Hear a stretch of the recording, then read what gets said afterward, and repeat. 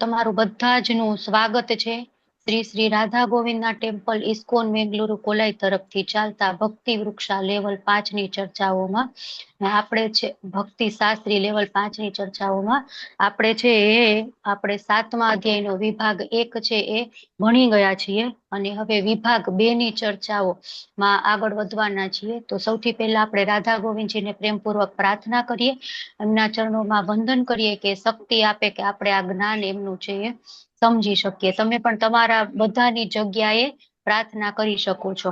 ઓમ જ્ઞાનતિમિરાન્ધસ્ય જ્ઞાનાંજન શલાકયા ચક્ષુરુન્મિલિतं યેન તસ્मै શ્રી ગુરુવે નમઃ. શ્રી ચૈતન્ય મનોભીષ્ટં સ્થાપિतं યેન ભૂતલે સ્વયં રૂપः કદા મह्यं દદાતિ સ્વપદાન્તિકं. વન્દેऽહં શ્રીગુરૂ શ્રીયુતપદકમलं શ્રીગુरून् वैष्णवांश्च श्रीरूपं साग्रजातं सहगण रघुनाथान्वितं तं सजीवं साद्वैतं सावधूतं परिजन सहितं कृष्ण चैतन्य देवं श्रीराधा कृष्ण पादान् सहगण ललिता श्री विशाखान्वितांश्च. हे कृष्ण करुणा सिन्धु दीनबन्धो जगत्पते गोपेश गोपिका कान्त राधा कान्त नमस्तुते. तप्त कांचन गौरांगी राधे वृंदावनेश्वरी वृषभानुसुते देवी प्रणमामि हरिप्रिये. वाञ्छाकल्पतरुभ्यश्च कृपा सिन्धुभ्य एव च पतितानां पावनेभ्यो वैष्णवेभ्यो नमो नमः. नमो विष्णुपादाय कृष्णपृष्ठाय भूतले श्रीमते भक्तिवेदान्त स्वामिनिति नामिने. नमस्ते सरस्वती देवी गौरवाणी प्रचारिणे निर्विशेषा शून्यवादी पाश्चात्य देशतारिणे. जय श्री कृष्ण चैतन्य प्रभु नित्यानंद श्री अद्वैत गदाधर श्रीवासादि गौर भक्तवृंद. हरे कृष्ण कृष्ण कृष्ण कृष्ण हरे हरे हरे हरे राम राम राम हरे हरे. हरे हरे हरे कृष्ण. हरे कृष्ण सर्वे भक्तजने हरे कृष्ण हरे कृष्ण हरे कृष्ण. प्रिंसी धोड़किया माताजी, हेमा माताजी, दर्शना माताजी, आशा माताजी, देवयानी माताजी, राजेश्वरी माताजी, परेशा प्रभु, मीना गढ़वी माताजी, विक्रमी कृष्ण प्रभु हरे कृष्ण. नीता माताजी खूब खूब स्वागत है तमारू बधानु श्री श्री राधा गोविंदना टेम्पल इस्कोन बेंगलुरु तरफथी. અને ચલો આપણે આજનું સેશન છે સ્ટાર્ટ કરીએ. તો આપણે કાલે છે 3 શ્લોકની ચર્ચાઓ કરી લીધી છે, બરાબર ને. હવે ચોથા શ્લોકથી આપણે આગળ વધવાના છીએ અને આ જે છે એને શું કહેવાય, ભક્તિ યોગ, બરાબર ને. 7 થી લઈ અને 12 ચેપ્ટરની જે ચર્ચાઓ કરવાના છે એને કહેવાય છે ભક્તિ યોગ. આપણે જોયું હતું કે 1 થી 6 અધ્યાય છે કર્મયોગ, 7 થી 12 ભક્તિ યોગ અને 13 થી 17 જ્ઞાન યોગ. આપણે જે મોડ્યુલ યુનિટ 1 હતું એનું અને યુનિટ 2 નું જે કનેક્શન છે, યોગી નામ અપી સર્વેશામ, બરાબર ને. 6થા અધ્યાયનો છેલ્લો શ્લોક, એમાં ભગવાન કહે છે કે સર્વશ્રેષ્ઠ યોગી કોણ કહેવાય, તો કે જે મારું ચિંતન કરે છે, મને પરાયણ રહે છે અને મને સર્વસ્વ અર્પણ કરે છે, ભક્તિ યોગી છે. તો હવે આપણને એમ થાય કે ભક્તિ યોગી બનવું હોય તો આપણે શું કરવું જોઈએ, તો ભગવાન પહેલા જ શ્લોકમાં શું કહે છે, તત્સૃણુ, બરાબર ને. મારી પાસેથી તમે સાંભળો, મારા વિશે તમે સાંભળો, બરાબર, તો તમે છે એ મને સમજી શકશો. તો આપણે એમાં શ્રવણમનું મહત્વ જોયું હતું, બરાબર. સંશય અસંશય હતું ને, સંશય રહિત થઈને તમારે સાંભળવું જોઈએ.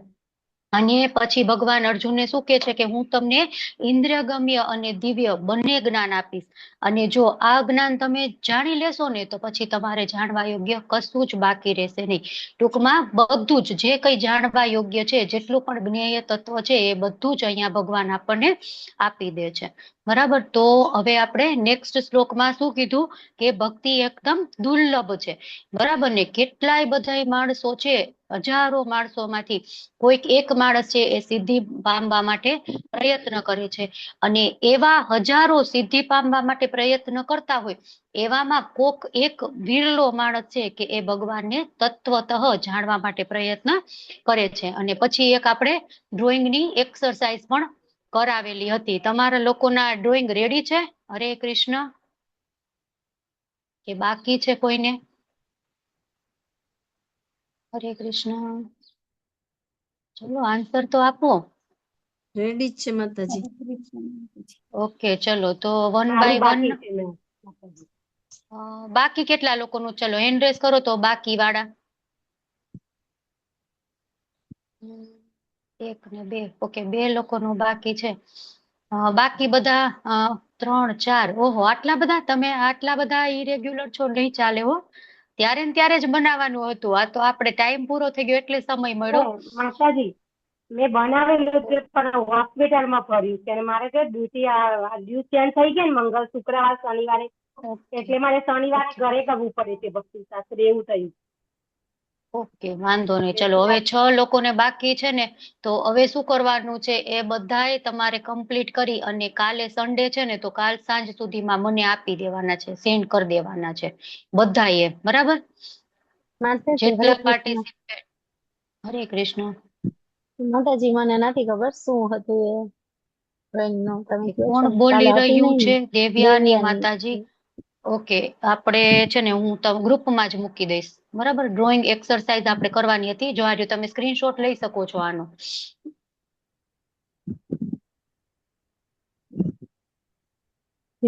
ગમે એક ગ્રુપ તમારે સિલેક્ટ કરી લેવાનું. બરાબર? ત્યારે તમે બ્રેકઆઉટ રૂમ બનાવ્યા હતા અને જે લોકોને જે આવ્યો હતો એ પ્રમાણે એમને બનાવ્યું હતું. બરાબર? તો તમે એમાં છે ને ઉપર તમારું નામ લખજો, પછી શ્લોક નંબર કયાથી કયા છે એ લખજો અને પછી તમે જે દોરેલું ડ્રોઈંગ છે એ લખજો. બરાબર? અને એ મને છે તમે સેન્ડ કરજો.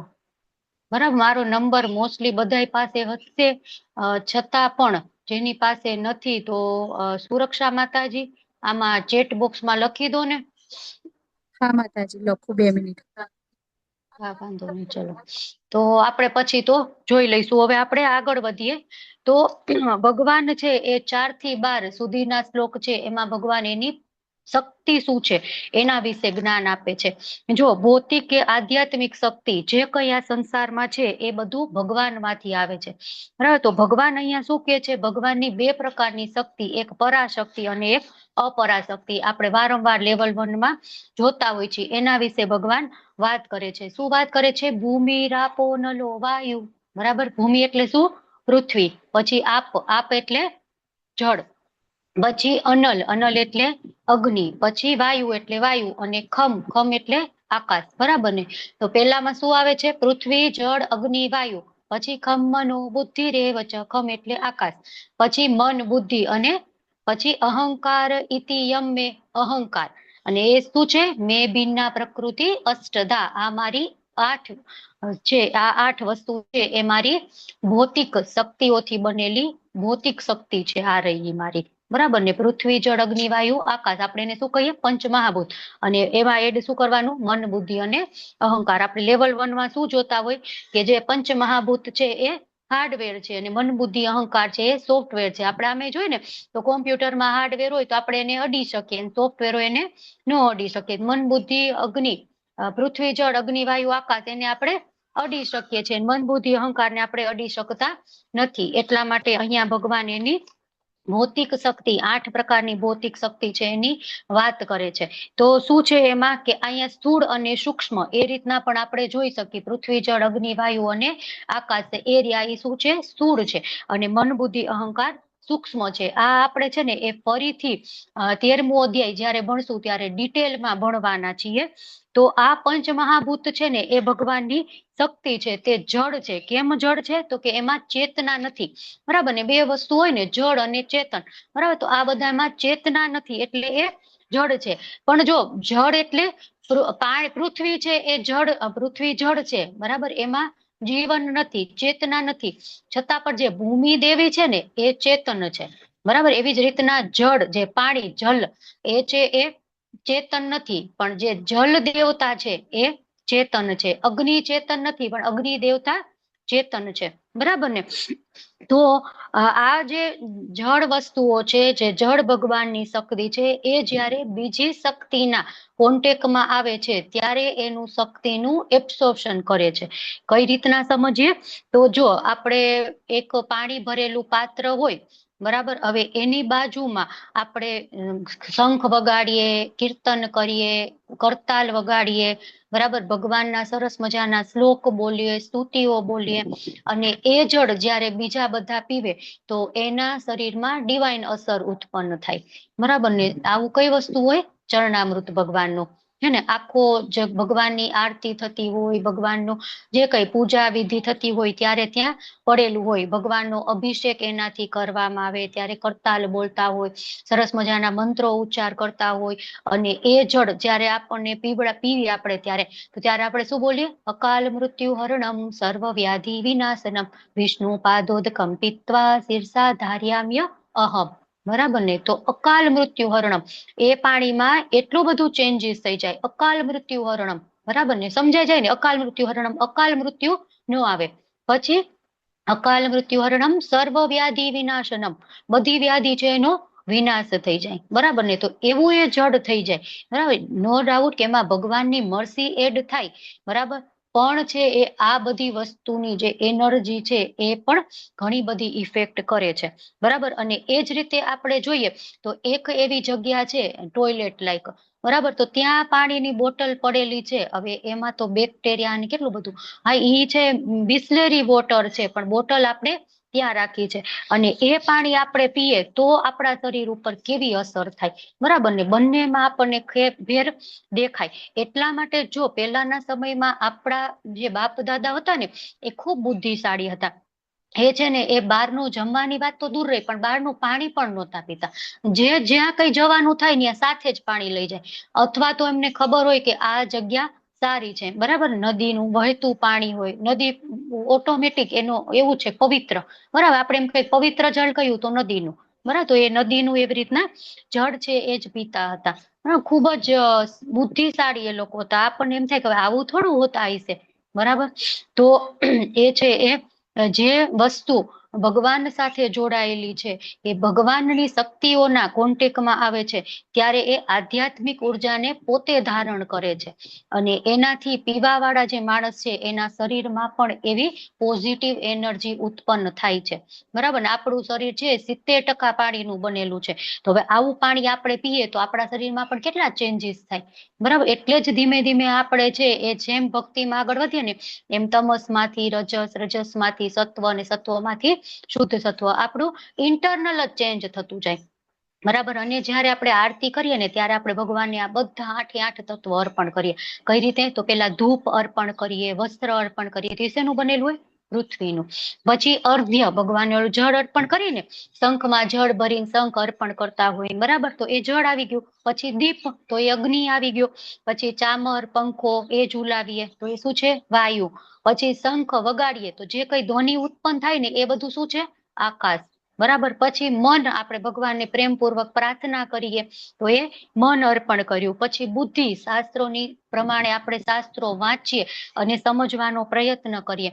અને અહંકાર, અહંકાર કઈ રીતના લાગે? આપણે દંડવત પ્રણામ કરીએ, ભગવાન હું તો તમારો સેવક છું, બરાબર ને. તો આ રીતે આપણે આ 8 વસ્તુઓ છે આપણે ભગવાનમાં અર્પણ કરીએ છીએ. ચલો આપણે ભાવાર્થ વાંચીએ. કોણ વાંચશે? હરે કૃષ્ણ. દેવ્યાની માતાજી વાંચો. ચલો, હરે કૃષ્ણ. હરે કૃષ્ણ બોલો. ભાવાતભાઈ શીલા પ્રભુભાઈ શીલા પ્રભુપાદ કી જય. ઈશ્વરનું વિજ્ઞાન ભગવાનની સ્વરૂપાવસ્થા તથા તેમની વિવિધ શક્તિઓનું પૃથ્થકરણ કરે છે. ભૌતિક પ્રકૃતિને અર્થાત ભગવાનના વિવિધ પુરુષ અવતારોની શક્તિને, વિસ્તારોની શક્તિને પ્રકૃતિ કહે છે, જે વિશે સાત્વત તંત્રમાં વર્ણન થયું છે. વિષ્ણુ સ્તોત્રીણી રૂપાણી પુરુષાખ્યાન્યથો વિદુઃ એકંતમ મહત સ્રષ્ટુમ દ્વિતીયમ ત્વર્ણ સંસ્થિતમ તૃતીયમ સર્વભૂતસ્થમ તાની જ્ઞાત્વા વિમુચ્યતે. ભૌતિક સર્જન માટે ભગવાન કૃષ્ણનો શ્વાસ વિસ્તાર 3 વિષ્ણુ રૂપો ધારણ કરે છે. પ્રથમ વિસ્તાર મહાવિષ્ણુ સંપૂર્ણ ભૌતિક શક્તિ અર્થાત મહતત્વ ઉત્પન્ન કરે છે. બીજા ગર્ભોદક્ષાય વિષ્ણુ છે, જે સમગ્ર બ્રહ્માંડમાં પ્રવેશ કરીને તેમની અંદર વૈવિધ્યોને ઉત્પન્ન કરે છે. ત્રીજા ક્ષીરોદક્ષાય વિષ્ણુ સર્વ બ્રહ્માંડોના સર્વવ્યાપક પરમાત્મા રૂપે વ્યાપ્ત છે અને પરમાત્મા કહેવાય છે.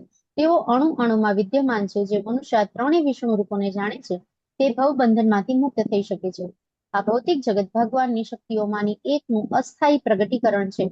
ભૌતિક જગતના સર્વ કાર્યો ભગવાન કૃષ્ણના 3 વિષ્ણુ વિસ્તારો દ્વારા નિર્દેશિત થાય છે. આ પુરુષાવતાર કહેવાય છે. સામાન્ય રીતે જે મનુષ્ય ઈશ્વર તત્વ અર્થાત કૃષ્ણ તત્વને જાણતો નથી તે માની લે છે કે આ ભૌતિક જગત જીવોના ઉપભોગ માટે છે અને બધા જીવો ભૌતિક શક્તિના પુરુષ અર્થાત કારણ, નિયંતા તથા ભોગતા છે.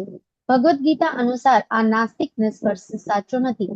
ચર્ચા હેઠળના આ શ્લોકમાં કૃષ્ણનો નિર્દેશ આ ભૌતિક પ્રાગટ્યના મૂળ કારણ તરીકે થયો છે. શ્રીમદ ભાગવતમ પણ આનું સમર્થન કરે છે. ભૌતિક જગતને બનાવનારા ઘટક તત્વો એ ભગવાનની અલગ અલગ શક્તિઓ છે. અરે નિર્વિશવાદીઓ તો અંતિમ લક્ષ્ય બ્રહ્મ જ્યોતિ સુધા એક આધ્યાત્મિક શક્તિ છે કે જે દિવ્ય આકાશમાં પ્રગટ થાય છે. વૈકુંઠ લોકોમાં જેવા દિવ્ય વૈવિધ્યો છે તેવા બ્રહ્મ જ્યોતિમાં હોતા નથી અને નિર્વિશવાદીઓ આ બ્રહ્મ જ્યોતિને જ તેમના અંતિમ સનાતન ધ્યેય તરીકે સ્વીકારે છે. પરમાત્માનો આવિર્ભાવ પણ ક્ષીરોદક્ષાયી વિષ્ણુનું એક અસ્થાયી સર્વવ્યાપી પાસું છે. દિવ્ય જગતમાં પરમાત્માનો આવિર્ભાવ એ કંઈ સનાતન નથી. તેથી વાસ્તવિક પરમ સત્ય તો પૂર્ણ પુરુષોત્તમ પરમેશ્વર કૃષ્ણ જ છે. તેઓ જ પૂર્ણ શક્તિ સંપન્ન પુરુષ છે અને તેઓ બહિરંગ તથા અંતરંગ એવી વિવિધ શક્તિઓ ધરાવે છે. ઉપરાંત હરે ભૌતિક કૃષ્ણ શક્તિ માતાજી, હરે કૃષ્ણ, હરે કૃષ્ણ, હરે કૃષ્ણ. એક એક પેરેગ્રાફ જ વાંચવાનો છે. એક આપણે વાંચીએ ને એક સમજીએ. તો પહેલા પેરેગ્રાફમાં ભગવાન શું કહે છે કે ભગવાનની શક્તિ વિશે વાત કરે છે. પ્રભુપાદજી 3 વિષ્ણુ વિશે વાત કરે છે. કયા 3 વિષ્ણુ છે? ચલો બોલી જાઓ ફટાફટ. આપણે લેવલ 1 માં, લેવલ 2 માં બધે જ ભણીએ છીએ. પ્રથમ શું છે?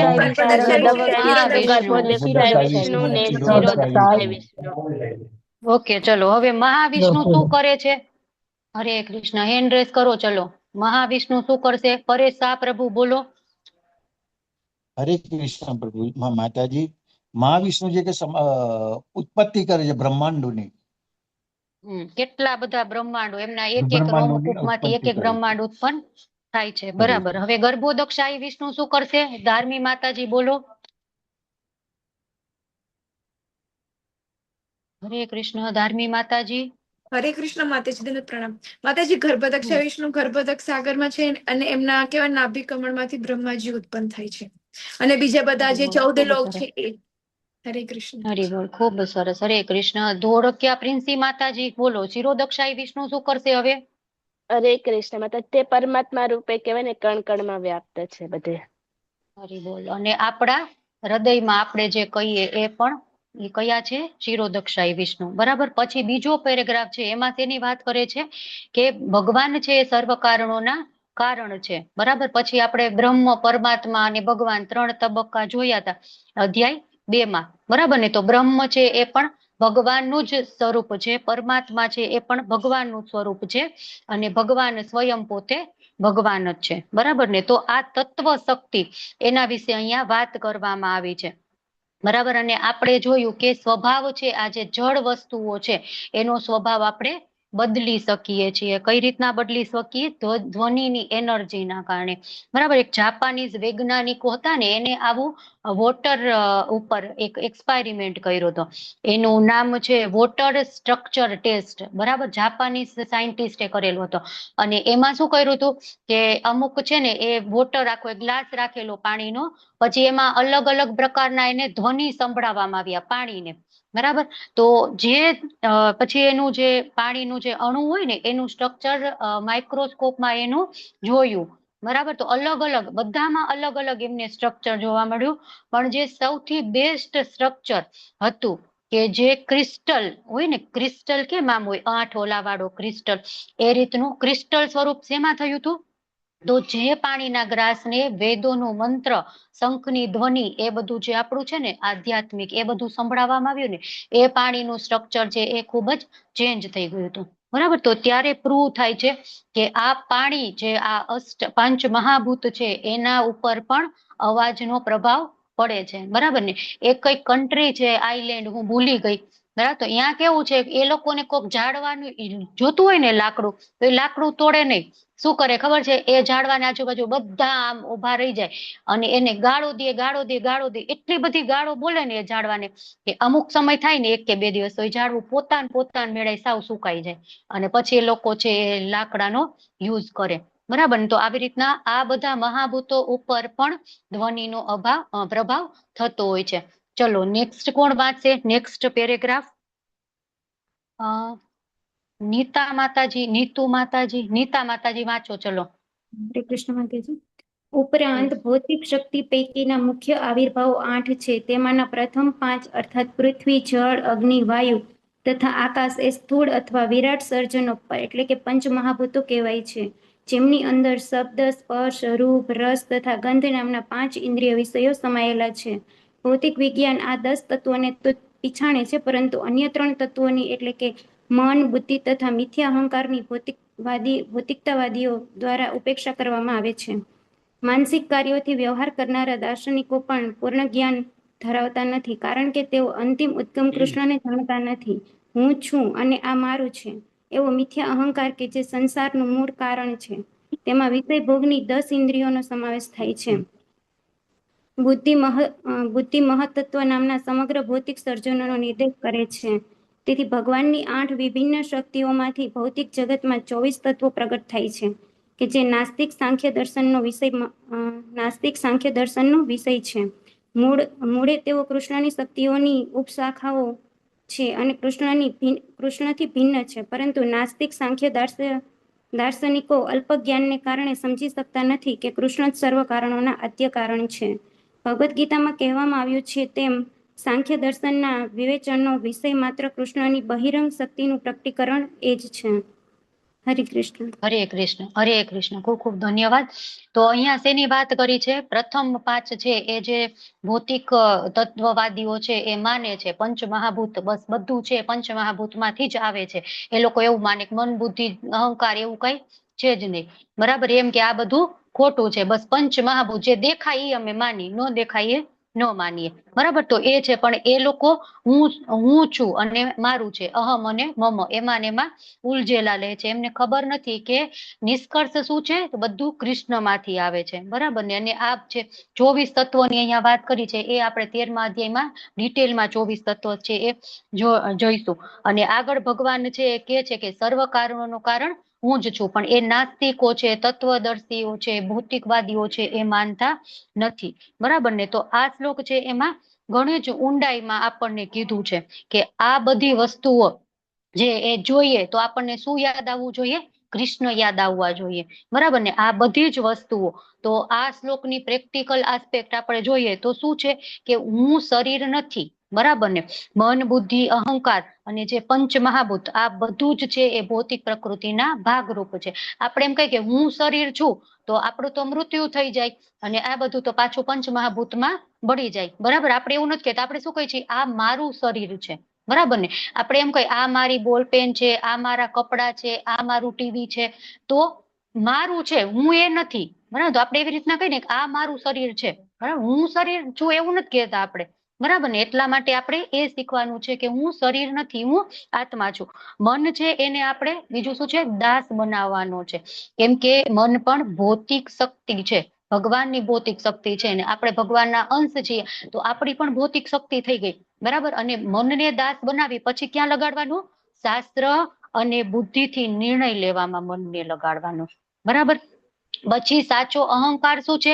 મન વાત કરી, બુદ્ધિની વાત કરી, બુદ્ધિથી નિર્ણય લેવાનો. પણ નિર્ણય કેવો લેવાનો? શાસ્ત્ર પ્રમાણે નિર્ણય લેવાનો. અને પછી અહંકાર. તો અહંકાર છે એ 2 પ્રકારનો આપણે દર વખતે ભણીએ, એક સાચો અહંકાર અને એક મિથ્યા અહંકાર. તો આપણે સાચો અહંકાર શું છે? જીવેર સ્વરૂપ હોય કૃષ્ણ નિત્ય દાસ. તો એ હંમેશા આપણે ડેવલપ કરવાનો. એટલે શરીર અને મનનો ઉપયોગ છે એ આપણે ભક્તિ અને ભગવાનની સેવામાં કરવો જોઈએ. આ એની પ્રેક્ટિકલ આસ્પેક્ટ આ શ્લોકની. બરાબર. હવે આપણે આગળ જોઈએ તો ભગવાનની શ્રેષ્ઠ શક્તિ પરાશક્તિ એના વિશે વાત કરે છે. પેલા ભગવાને છે એમની નિષ્ઠુર શક્તિ, નિકૃષ્ટ શક્તિ છે એના વિશે વાત કરી.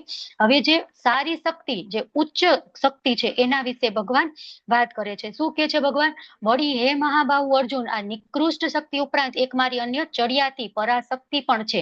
બરાબર ને. પેલા વાત કરી જે 8 અષ્ટધા, તો એ કઈ છે? અપરા. હવે આ છે એ પરાશક્તિ. અને એ શેની બનેલી છે? તો કે એ જીવોની બનેલી છે અને જે પ્રકૃતિ સાથે સંઘર્ષ કર્યા કરે છે અને તેના સંસાધનોનો ઉપભોગ કર્યા કરે છે. બરાબર. તો જે એ ભૌતિક થી ઉપર એક શક્તિ, અહીંયા આધ્યાત્મિક શક્તિ છે, ભગવાન એની વાત કરે છે. બરાબર, કે એમાં ચેતના છે. આ છે એ પેલી હતી એ જળ હતી, બરાબર ને? આ ચેતન છે. જીવોની વાત કરે, જીવો તો ચેતન છે ને, અને એ શેનો ઉપયોગ કરે છે? જે પેલી નિકૃષ્ટ શક્તિ છે ને એનો ઉપયોગ કરે છે, અને એની સાથે સંઘર્ષ કર્યા રાખે છે, અને એના સંશોધનો ઉપભોગ પણ કરે છે, ઉપયોગ પણ એનો કરે છે, બરાબર? તો અહીંયા પરાશક્તિ અને અપરાશક્તિ એ બંને શક્તિઓને ભગવાન વાત કરે છે કે જીવો છે એની ઉપયોગ કરે છે, અને જીવ છે એના સુપીરિયર છે. ચલો વાંચીએ આપણે. કોણ વાંચશે? નો વાંચ્યું હોય નારાયણી માતાજી વાંચો. ચલો હરે એક કૃષ્ણ પેરેગ્રાફ માતાજી. વાંચો માતાજી. હરે કૃષ્ણ. હા માતાજી. ભાવાભાઈ શીલ પ્રભુપાદ દ્વારા શીલ પ્રભુપાદની છે. અહીં સ્પષ્ટ શબ્દોમાં એમ જણાવ્યું છે કે જીવ પરમેશ્વરની પરા પ્રકૃતિ એટલે કે શક્તિ છે. અપરાશક્તિ તો પૃથ્વી, જળ, અગ્નિ, વાયુ, આકાશ, મન, બુદ્ધિ તથા અહંકાર જેવા વિભિન્ન તત્વ રૂપે પ્રગટ થાય છે. ભૌતિક પ્રકૃતિના સ્થૂળ એટલે કે પૃથ્વી વગેરે તથા સૂક્ષ્મ એટલે મન વગેરે બંને રૂપો અપરાશક્તિથી પેદાશો છે. વિભિન્ન હેતુઓ માટે આ અપરાશક્તિઓનો ઉપભોગ કરી રહેલા જીવો પરમેશ્વરની પરાશક્તિ છે, અને આ શક્તિને લીધે જ સમગ્ર ભૌતિક જગત કાર્યરત રહે છે. જ્યાં સુધી આ દ્રશ્ય જગતને પરાશક્તિ અર્થાત જીવ દ્વારા ગતિશીલ કરવામાં આવતું નથી, ત્યાં સુધી તેનામાં કાર્ય કરવાની શક્તિ આવતી નથી. શક્તિઓનું નિયંત્રણ હંમેશા શક્તિમાન દ્વારા જ થાય છે. તેથી જીવો સદા ભગવાન દ્વારા જ નિયંત્રિત થાય છે. તેઓ કદી સ્વતંત્ર અસ્તિત્વ ધરાવતા નથી. બુદ્ધિહીન મનુષ્ય માને છે તેમ જીવો કદાપી સમાન રીતે શક્તિશાળી હોતા નથી. શ્રીમદ ભાગવતમ 10.87.30 જીવ તથા ભગવાનની વચ્ચે રહેલા વિશિષ્ટ તફાવતનું આ પ્રમાણે વર્ણન થયું છે. શ્લોક લઈ લો માતાજી. હા, લઈ લો.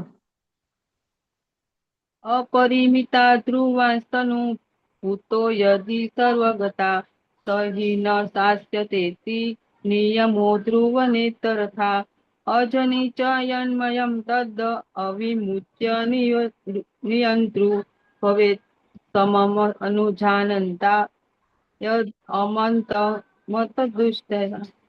હરે કૃષ્ણ. નીચેનો અનુવાદ છે એ પણ વાંચી લો ભેગા ભેગો. અનુવાદ. હે પરમ સનાતન, જો બધા દેહધારી જીવો આપની જેમ સનાતન તથા સર્વવ્યાપી હોત તો તેઓ આપના નિયંત્રણ હેઠળ હોત નહીં. પરંતુ જો જીવોને આપની સૂક્ષ્મ શક્તિ તરીકે સ્વીકારવામાં આવે તો તેઓ સર્વે આપના પરમ નિયંત્રણના પાત્ર બને છે. તેથી વાસ્તવિક મુક્તિ તો આપના શરણાગત થવામાં જ છે, અને શરણાગતિ દ્વારા જ તેઓ સુખી થશે. તે સ્વરૂપ અવસ્થામાં હરે તેઓ કૃષ્ણ. નિયંતા. હરે કૃષ્ણ. હા, વાંચો પૂરું કરી નાખો. તે જ સ્વરૂપ અવસ્થામાં તેઓ નિયંતા બની શકે છે. માટે અદ્વૈતવાદની હિમાયત કરનારા તથા ઈશ્વર અને જીવો સર્વથા સમાન છે તેઓ પ્રચાર કરનારા અલ્પસ માણસો હકીકતમાં પોતાની જાતને ગેરમાર્ગે દોરી રહ્યા છે અને બીજાઓને પણ ગેરમાર્ગે દોરી રહ્યા છે. હરે કૃષ્ણ. હરે કૃષ્ણ. તો અહીંયા સૌથી પહેલા તો પ્રભુપાદજી શું આપણને સમજાવે છે કે પરાશક્તિ છે એ શ્રેષ્ઠ શું કામ છે, બરાબર? જે આપણે અપરા નિકૃષ્ટ શક્તિ વિશે વાત કરી, તો જ્યાં સુધી આપણે જીવ છે એમાં કોઈ પણ પ્રકારનો વિક્ષોભ ઉત્પન્ન ન કરી, જ્યાં સુધી આપણે કોઈ પણ કાર્ય કરી નહીં, ત્યાં સુધી એ કઈ એમાં હલનચલન થાય નહીં, બરાબર ને? એમને પૃથ્વી પડેલી જ છે, પણ એમાંથી ઈંટો નહીં બની જાય ને એમાંથી મકાન નહીં બની જાય. જ્યાં સુધી આપણે એનો યુઝ કરીશું કઈક, ત્યારે એ છે એ કઈક વસ્તુ એમાંથી નિર્માણ થશે. ત્યાં સુધી એમને એમ પડ્યું જ રહેશે, બરાબર ને? વેરાન જમીન હોય તો વર્ષો સુધી એમને એમ પડી જ રહે. પંચમહાભૂત બધું જ છે. આકાશમાંથી વરસાદ આવે છે, પાણી છે, અગ્નિ છે, પૃથ્વી છે, આકાશ છે, બધું જ છે, પણ એમાંથી કઈ પણ પ્રકારનું હલનચલન થશે નહીં, બરાબર? તો જીવો છે એ જયારે એમાં વિક્ષોભ ઉત્પન્ન કરશે અને ગતિશીલ કરશે ત્યારે જ એમાં કાર્ય પેદા થશે. એટલા માટે પરાશક્તિને ચડિયાતી શક્તિ કીધી છે, શ્રેષ્ઠ શક્તિ કીધી છે. પછી જીવ અને ભગવાન સમાન શું કામ નથી, બરાબર? તો જીવ છે એ ક્યારેય છે એ સ્વતંત્ર હોતું નથી. ભગવાને જીવને સ્વતંત્રતા આપી છે, પણ કેવી સ્વતંત્રતા આપી છે? આંશિક સ્વતંત્રતા, બરાબર ને? ટોટલ સ્વતંત્રતા નથી આપી. આપણે આપણા જીવનના નિર્ણયો આપણે લઈ શકીએ છીએ, પણ આપણને એ નથી કે આપણે ક્યાં જન્મ લેવો છે, બરાબર? ક્યારે મૃત્યુ પામવું છે, ક્યારે બીમાર થવું છે. ટૂંકમાં આંશિક સ્વતંત્રતા આપણને ભગવાને આપી છે, પૂર્ણ સ્વતંત્રતા આપી નથી. એટલે ભગવાન અને જીવ વચ્ચે એ જ ભગવાન છે એ નિયંતા છે, જ્યારે આપણે છે એમના નિયંત્રણમાં કાર્ય કરી છે. ચાલો આગળ વાંચીએ. વિક્રમી કૃષ્ણ પ્રભુ વાંચો. હરે કૃષ્ણ માતાજી, દંડવત પ્રણામ. પરમેશ્વર કૃષ્ણ એકમાત્ર નિયંતા છે અને બધા જીવો તેમના વડે નિયંત્રિત થાય છે. બધા જીવો તેમની પરાશક્તિ છે, કારણ કે તેમના ગુણ પરમેશ્વરને સમાન છે, પરંતુ શક્તિની માત્રાની બાબતમાં તેઓ કદાપી ભગવાનની સમક્ષ નથી. સ્થૂળ તથા સૂક્ષ્મ અપરાશક્તિનો ઉપભોગ કરી રહેલા પરાશક્તિના જીવોને પોતાના વાસ્તવિક મન તથા બુદ્ધિને વિસ્મૃત થઈ જાય છે. જીવ ઉપર જડ પ્રકૃતિના પ્રભાવના લીધે આ વિસ્મૃત થાય છે, પરંતુ જીવ જ્યારે આ ભ્રમક ભૌતિક શક્તિના બંધનમાંથી મુક્ત થઈ જાય છે ત્યારે તેને મુક્તિ પ્રાપ્ત થાય છે. માયાના પ્રભાવમાં આવીને મિથ્યા અહંકાર વિચારે છે કે હું જ પ્રકૃતિ પદાર્થ છું અને સર્વ ભૌતિક વસ્તુઓ મારી છે. જ્યારે જીવ ઈશ્વર સાથે પોતાના તાદાત્મ્ય સહિત સર્વ દુન્યવી વિચારોથી મુક્ત થઈ જાય છે ત્યારે તે પોતાની વાસ્તવિક સ્થિતિ પ્રાપ્ત કરે છે. માટે એવો નિષ્કર્ષ તારવી શકાય કે જીવ કૃષ્ણની અનેક શક્તિઓમાંની એક છે. એ વસ્તુનું ગીતા સમર્થન કરે છે. અને જ્યારે આ શક્તિ ભૌતિક સંસદોષોમાંથી મુક્ત થઈ જાય છે ત્યારે તે પૂર્ણપણે કૃષ્ણ ભાવનાયુક્ત અથવા મુક્ત થાય છે. હરે કૃષ્ણ. હરે કૃષ્ણ, હરે કૃષ્ણ. તો અહીંયા છે એ કે જીવ શું કામ ભગવાનને ભૂલી ગયો છે, બરાબર? તો જીવ ઉપર જળ પ્રકૃતિ છે એના પ્રભાવને કારણે, બરાબર ને? આ જે પ્રભાવ છે એને આપણે શું કહીએ છીએ? માયા, બરાબર? તો કૃષ્ણ છે એ પૂર્ણ નિયંતા છે, એકમાત્ર નિયંતા છે. પણ આપણે બધાય છે એ શું સમજીએ છીએ કે આપણે નિયંતા છીએ, હું સ્વામી છું, બરાબર? તો ભગવાનના જે ગુણ છે, આપણે જે ભગવાનનું ષડ ઐશ્વર્ય છે એ બધું આપણામાં છે જ તે, પણ ભગવાનમાં છે એ 100% છે. જ્યારે આપણામાં કોકમાં 1%, કોકમાં 2%, કોકમાં 50%, સંપૂર્ણ માત્રામાં નથી. એટલા માટે આપણે ક્યારેય ભગવાનના સમકક્ષ બની શકતા નથી અને આપણે એ ભૂલી ગયા છીએ અને એટલા માટે આપણે છે એ હેરાન થાય છે. એટલા માટે જ આપણે અહીંયા જન્મ લેવો પડે છે. તો સાચી મુક્તિ ની અહીંયા પ્રભુપાદજી વાત કરે છે કે સાચી મુક્તિ શું છે? તો જીવ છે એને વિચારવું જોઈએ કે કૃષ્ણની જે કેટલી બધી શક્તિઓ છે ને એમાંની એક શક્તિ જીવ છે અને એ શક્તિ જો શક્તિમાન સાથે ભળી જાય તો એ એની સાચી મુક્તિ છે. એટલા માટે શું કરવું જોઈએ? કૃષ્ણ ભાવના યુક્ત થઈ અને આપણે કરવું જોઈએ. અને આ રીતે છે એ બંને શક્તિનું વર્ણન કરી દીધું ને પછી ભગવાન શું સમજાવે છે કે બધાના પાલન કરનાર, પોષણ કરનાર, સર્જન કરનાર અને પ્રલય કરનાર બધા જ છે એકમાત્ર ભગવાન છે. જે હવે પછીના શ્લોકો છે એમાં એનું વર્ણન આવશે કે આપણું શરીર આપણે લઈએ, બરાબર? તો આપણું શરીરમાં શું શું છે? 5 મહાભૂત, બરાબર? અને મન, બુદ્ધિ, અહંકાર, આત્મા, બરાબર? તો એવી જ રીતના આજે આખી પૃથ્વી, આખું ભૌતિક જગત છે એમાં પણ એ જ બધી વસ્તુઓ આવેલી છે.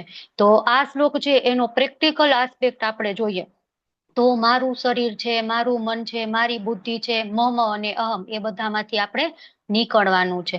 પછી બીજું શું છે? બધાને સમાન આપણે જોવા જોઈએ કે બધાની અંદર જીવાત્મા રહેલું છે, બધાના શરીર પંચમહાભૂતના બનેલા છે, બધાના શરીરમાં મન, બુદ્ધિ, અહંકાર આવેલો છે. આપણને આ ઉચ્ચ છે ને આ નીચ છે ને આ તુચ્છ છે ને આવો છે ને એવો ભાવ હોવો જોઈએ નહીં. પછી શરીરનું કારણ, આપણું શરીર છે એ કાર્યરત છે. શું કામ કાર્યરત છે? કેમ કે એમાં જીવાત્મા રહેલું છે.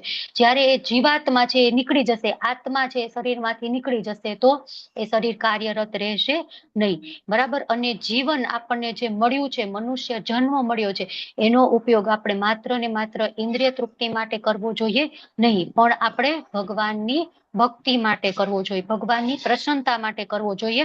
અને મારી શક્તિ, બરાબર, હું આટલો શક્તિમાન છું, મારી પાસે આટલું ધન છે, એ આપણે અહંકાર છોડી દેવો જોઈએ. કેમ કે ભગવાન પાસે જે છે એનો વિચાર કરીએ તો આપણે પાસે તો કાંઈ નથી. આપણે તો એની કમ્પેરિઝનમાં તુચ્છ છીએ અને દેવાવાળા કોણ છે? ભગવાન છે. આગળ જોઈએ આપણે 6થા શ્લોકમાં ભગવાન શું કહે છે કે આ બે સર્જાયેલી શક્તિઓ છે એનો એક જ મિનિટ ફેરવી દઉં. તો સર્વ સર્જાયેલો જીવોનો ઉદ્ભવ આ બંને શક્તિઓમાં રહેલો છે. કઈ? ભૌતિક અને આધ્યાત્મિક. એ સર્વની ઉત્પત્તિ અને વિનાશ રૂપ મને જ જાણ. જેટલી પણ આ શક્તિઓ છે જેનું નિર્માણ થયેલું છે એ બધીનું ઉત્પત્તિ અને વિનાશ બધું ભગવાન કે કોના કારણે થાય છે? મારા કારણે, બરાબર? સર્વ વસ્તુઓના આદિ કારણ કોણ છે? ભગવાન. તો બધી જ વસ્તુઓ જે ચેતન તત્વ, ચેતન સૃષ્ટિ આખું છે એનું મૂળ કારણ શું છે? ભગવાન, બરાબર? જળ વસ્તુઓ છે એનું ઉત્પત્તિનું કારણ પણ ભગવાન છે અને ઉલટું આ બધું જ છે એને કોના આધારે રહેલું છે? ભગવાનને આધારે રહેલું છે. તો કેટલી વખત કેવું હોય છે કે મેડિકલ સાયન્સ ની આપણે વાત કરીએ ને, તો હું ડોક્ટર છું તો મને એ વધારે જલ્દી એક્ઝામ્પલ યાદ આવે. તો નાનકડું બાળક હોય ને જ્યારે માતાના ગર્ભમાં, તો સોનોગ્રાફી કરાવવા જાય ને તો એ છે ને 2.5-3 મહિના થાય ને પછી સોનોગ્રાફીમાં હાર્ટબીટ દેખાય, ત્યાં સુધી હાર્ટબીટ દેખાય નહીં. તો આ બધા ડોક્ટરો શું કે ખબર છે કે એનથી નાનું બાળક હોય ને તો એનું એબોર્શન કરવામાં વાંધો નથી, કેમ કે એમાં જીવ છે જ નહીં. બરાબર. તો ભગવાન અહીંયા શું કે છે કે જે કંઈ પણ સર્જાયેલું છે ને એ બધાનું કારણ હું જ છું. બરાબર. તો એ નાનકડું ફીટસ, ગર્ભસ્થ બાળક હોય ને એને ફીટસ કહેવાય. તો એ નાનકડું ફીટસ છે કઈ રીતના સર્જાણું, અને એ 1 મહિનાનું હતું, એક સ્ટાર્ટિંગ થયું એનું, ગર્ભસ્થ થયું. બરાબર. પછી ધીમે ધીમે વિકાસ થયો, 1 મહિનાનું થયું, 2 મહિનાનું થયું, 3 મહિના પછી એમાં હાર્ટબીટ દેખાણા. ત્યાં સુધી તો વિકાસ કઈ રીતના થયો, એમાં ચેતના નહોતી. તો બરાબર ને, વિચારવા જેવી વાત છે ને. કેટલાય લોકો એ બી કહેતા હોય કે 90 દિવસ થાય ને ત્યાં સુધી ઓલી પિલ્સ લઈ લે ને તો પણ એબોર્શન થઈ જાય, પણ ત્યાં સુધી ચેતન નથી તો એનું કઈ પાપે ન લાગે. અને અમુક લોકો એવું પણ કહેતા હોય કે 4 મહિના સુધી એબોર્શન થઈ જાય ને તો એના પાછળ કાંઈ પણ ક્રિયા કરાવવાની જરૂર ન હોય. આપણે તર્પણ ને બધું કરીએ ને, કઈ કરાવવાની જરૂર ન હોય કેવડા નાના બાળકનો. બરાબર છે, એ નથી કરતા, એ અલગ વિષય છે કે એમાં કોઈ પાપ કે એવું કઈ નથી હોતું એટલા માટે. પણ એમાં ચેતન આત્મા તો છે જ, તે એમાં ચેતના તો હોય જ છે, નહીતર એનો વિકાસ જ ન થાય ને. બરાબર. એટલા માટે ભગવાને કીધું કે જે કઈ સર્જાણું છે એ બધા જ નું જે મેઇન કારણ છે એ હું છું. બરાબર. શરીર છે એમાં ચેતન તત્વ, ચેતના ક્યાંથી આવી? બરાબર. બાળક ધીમે ધીમે નાનું હતું, પછી કુમાર અવસ્થામાં ગયું, પછી યુવાવસ્થામાં ગયું, ધીરે ધીરે એનું વૃદ્ધાવસ્થામાં ગયું. તો આ બધું શરીરમાં ચેન્જીસ છે કઈ રીતના થયો? તો ભગવાનના કારણે. બરાબર. આપણે કરી શકીએ? મારે નાનું બાળક થઈ જવું છે, થઈ શકું? મારે ગયડું થઈ જવું, થઈ શકું?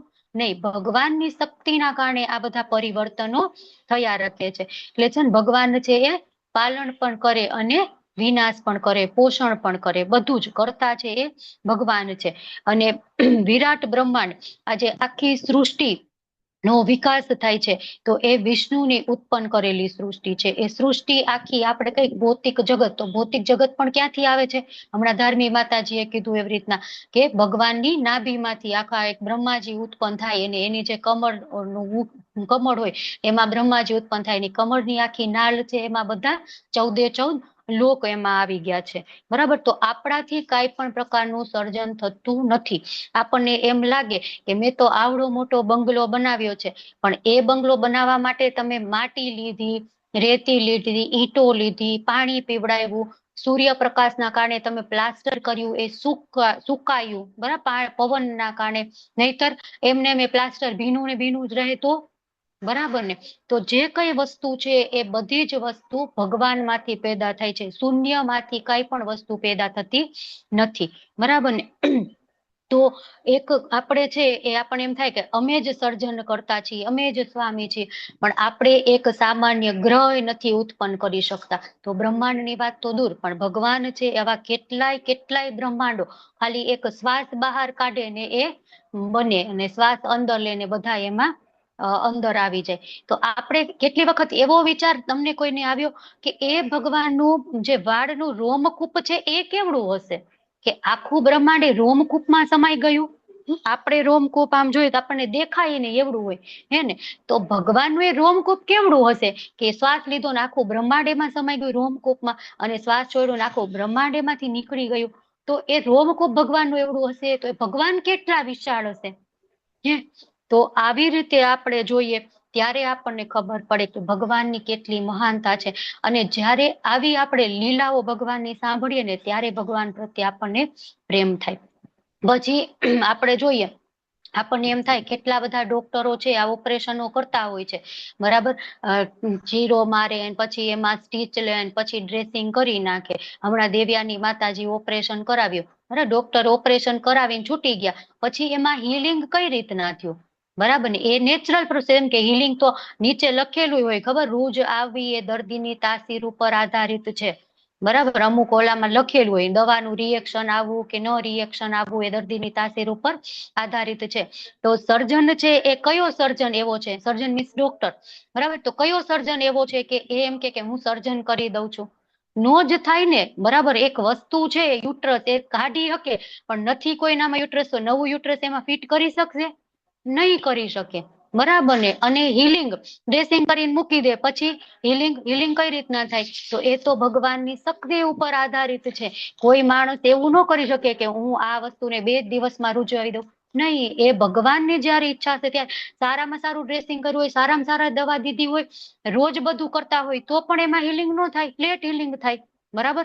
અને અમુક છે એમાં સરસ મજાની કાંઈ ધ્યાન ન રાખે તોય સરસ મજાનું જલ્દીથી રૂજ આવી જાય. તો કેમ એવું થાય છે? તો કે એ ભગવાનની સર્જન શક્તિ ઉપર આધારિત છે. અને આજના વૈજ્ઞાનિકો એમ કે છે ને કે અમે બધા સર્જન, આ તો ભગવાન જેવું કઈ તત્વ જ નથી. એમને કઈ રીતે તમે સર્જન કરીને બતાવો તો, બરાબર ને. તો એ જે વસ્તુ યુઝ કરશે જે એક્સપેરિમેન્ટ કરવામાં, તો એ પણ બધી છે એ પંચમહાભૂતની બનેલી હોય છે. પોતાનું કઈ નથી. પાણી બનાવો કઈ રીતના બનાવશે? તો કે 2 H લીધા ને 2 લીધો, H2O ભેગું કર્યું પાણી. પણ હાઇડ્રોજન તમે બનાવવા ગયા હતા, ઓક્સિજન તમે બનાવવા ગયા છો, એ ઓલરેડી બનેલો હતો ત્યારે તમે H2O ભેગું કરીને પાણી બનાવ્યું, બરાબર ને. અને એ પાણી પણ કેટલું સ્મોલ ક્વોન્ટિટીમાં. આખો વિશાળ સમુદ્ર બનાવવો હોય તો એ પ્રયોગશાળામાં બને? નો બને, બરાબર ને. તો એ પોસિબલ નથી. આપણે ન્યૂટન નામનો એક માણસ હતો ને, ભગવાનના થોડાક આમ માને ભગવાનમાં, બરાબર. તો એને ગુરુત્વાકર્ષણનું બળ શોધ્યું. કઈ રીતના? કે એક એપલ નીચે પડ્યું અને એને શું કીધું કે આ નીચે જ કેમ પડ્યું, ઉપર કેમ ન ગયો? તો પછી એને શોધન કરી ગુરુત્વાકર્ષણનું બળ. તો એને શોધ નહોતી કરી એ પેલા ગુરુત્વાકર્ષણ હતું ને, બરાબર. પણ આ તો આપણે એને એમ કે છે ક્રેડિટ એને મળે છે કે એને ગુરુત્વાકર્ષણનું બળ શોધ્યું. પણ ઓલરેડી આ બધું હતું જ. આપણે કઈ બનાવ્યું નથી, ખાલી એને ઇન્વેન્ટ કર્યું છે, ખાલી શોધ કરી છે, બરાબર. તો આ શ્લોક છે એની પ્રેક્ટિકલ આસ્પેક્ટ શું છે કે દરેક વસ્તુનું મૂળ કારણ શું છે? કૃષ્ણ. જે કંઈ પણ આપણને મળે છે એ કૃષ્ણની કૃપાથી મળે છે. એટલા માટે આપણે હું કરતા છું એ આપણે છોડી દેવું જોઈએ. ભગવાન કે છે ને કે ઉત્પત્તિ ને વિનાશ મને જ જાણ. જે કંઈ થઈ રહ્યું છે એ ભગવાનના કારણે થાય છે. અને એટલા માટે બધા જ પ્રત્યે આપણે કરુણા રાખવી જોઈએ. અને આ મારું છે કે આ મારા કારણે થઈ રહ્યું છે એવું વિચારવા કરતા કૃષ્ણ કરતા છે એવો ભાવ આપણે રાખવો જોઈએ. અને કોઈ પણ વસ્તુમાં કોઈ પણ પ્રકારનું પરિવર્તન થઈ રહ્યું છે, આપણા માટે પોઝિટિવ છે કે નેગેટિવ છે, મારી ફેવરમાં પરિવર્તન થાય છે કે મારી ફેવરમાં નથી, એવું પરિવર્તન થાય છે, તો એ બધું નો આધાર છે આપણે કૃષ્ણને જાણવો જોઈએ. હવે કૃષ્ણ છે એ સર્જન, પાલન અને પરમ કૃષ્ણ ભગવાન સરસ મજાની ઉપમા આપી અને આપણને સમજાવે છે કે મોતીના જે પારાઓ, મોતીની માળા છે ને એનું એક્ઝામ્પલ આપી ભગવાન સમજાવે છે કે ભગવાનની બધી જ શક્તિ છે એ મોતી સમાન છે. આપણે જોયું ને પરાશક્તિ છે, અપરાશક્તિ છે, પણ આ બધી શક્તિઓ છે એનું કારણ કોણ છે? તો કે ભગવાન સ્વયં છે. એ બધા મોતીઓ હોય તો એ મોતી છે એ કોના આધારે રહીને માળા બને? તો એમાં એક દોરો હોય ને, બરાબર. અમે કંઠી પહેરી છે તો આ કંઠીના બધા જ મોતી છે આવી રીતના કઈ રીતના છે? અંદર એક દોરો છે, બરાબર. તો ભગવાનની બધી જ શક્તિઓ છે એ એક દોરામાં ગૂંથાયેલી છે. અને એ દોરો કયો છે? ભગવાન સ્વયં પોતે. પણ આપણને ભગવાન દેખાતા નથી, માત્ર આ મોતી છે, માત્ર એમની શક્તિઓ છે એ જ દેખાય છે. અને એટલા માટે નિર્વિશેષવાદીઓ શું કે છે કે ભગવાન તો છે જ નહીં, અથવા તો ભગવાન નિરાકાર છે, એમનો આકાર નથી, કેમ કે ભગવાન દેખાતા નથી. અને જો આપણે વિચારીએ કે દોરો ન હોય તો, આમાં દોરો ન હોય તો આ મોતી છે વિખેરાઈ જાય ને, એક સરસ મજાના લાઈનમાં રહે નહીં અને એક સરસ મજાની માળાનો શેપ બને નહીં.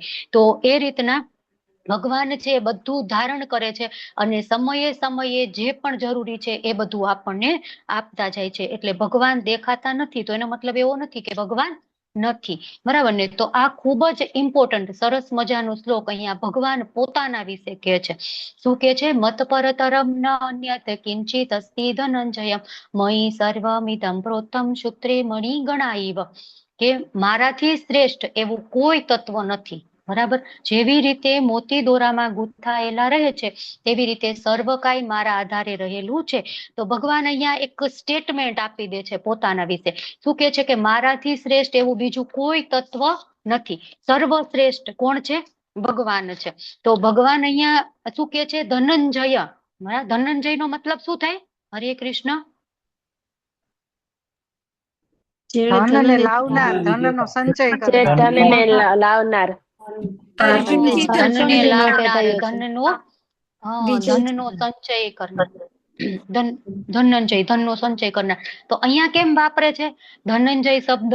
કેમ કે ધનંજય, તારી પાસે તો, તું તો ધનનો સંચય કરનાર છો, તું તો ધનને લાવનાર, તારી પાસે તો ઘણી બધી માળાઓ હશે, તે માળા જોઈ હશે. ભગવાન આગળ માળાનું ઉદાહરણ આપે છે ને, મયી સર્વમિદં પ્રોક્તં સૂત્રે મણિ ગણા ઇવ. એટલે અહીંયા ધનંજય, જો ભગવાન એમને એમ નથી ગમે આડું આવડું કહી દેતા, બરાબર. ક્યારે ભગવાન એને શું કહેવાય, ગુડાકેશ કે છે, ક્યારે અનસૂયવે કે છે, ક્યારે અનઘ કે છે, બરાબર. તો ક્યારે પાર્થ પૃથાપુત્ર કે છે, બરાબર. તો એને રિલેટેડ યુઝ કરે છે, ભગવાનને મનમાં આવીને બોલી દીધું એવું નથી, બરાબર. તો એટલા માટે અહીંયા કે છે કે ધનંજય તું તો છો, તારી પાસે તો ઘણી બધી માળાઓ છે, તે જોયેલી હશે માળાઓ. તો એ માળામાં જેવી રીતના દોરો નથી દેખાતો, એવી રીતના અહીંયા પણ હું દેખાતો નથી, છતાં પણ એ બધાનું કારણ હું છું. તારે મને જાણવું જોઈએ, ને મારાથી શ્રેષ્ઠ એવું બીજું કોઈ તત્વ છે નહીં. આપણે વાંચીએ, ચલો કોણ વાંચશે? હરે કૃષ્ણ. સ્વર્ણાંગી માતાજી વાંચો. હરે કૃષ્ણ. જેનો એકવાર વારો આવી જાય ને વાંચવામાં, પછી હેન્ડ રેસ ન કરતા, એટલે બધા લોકોનો વારો આવે. હરે કૃષ્ણ. ચલો હરે કૃષ્ણ. હરે કૃષ્ણ. ભાવાર્થ શીલા પ્રભુપાદની છે. પરમ સત્ય સાકાર છે કે નિરાકાર, એ બાબતમાં સામાન્ય રીતે વિવાદ ચાલ્યા કરે છે. જ્યાં સુધી ભગવદ્ ગીતાનો સંબંધ છે ત્યાં સુધી પરમ સત્ય તો ભગવાન શ્રી કૃષ્ણ છે, અને ડગલે ને પગલે આ વિશે સમર્થન કરવામાં આવ્યું છે. ખાસ કરીને આ શ્લોકમાં એમ ભારપૂર્વક દર્શાવ્યું છે કે પરમ સત્ય એક વ્યક્તિ છે, ભગવાન જ પરમ સત્ય અર્થાત પરબ્રહ્મ છે. એ વિશે બ્રહ્મ સંહિતામાં પણ સમર્થન થયું છે. ઈશ્વર પરમઃ કૃષ્ણ સચ્ચિદાનંદ વિગ્રહ, અર્થાત પરમ સત્ય પૂર્ણ પુરુષોત્તમ ભગવાન કૃષ્ણ છે, અને તેઓ જ આદ્ય ભગવાન, સર્વ આનંદના ભંડાર, ગોવિંદ અને પૂર્ણ આનંદ તથા જ્ઞાનના સનાતન સ્વરૂપ છે.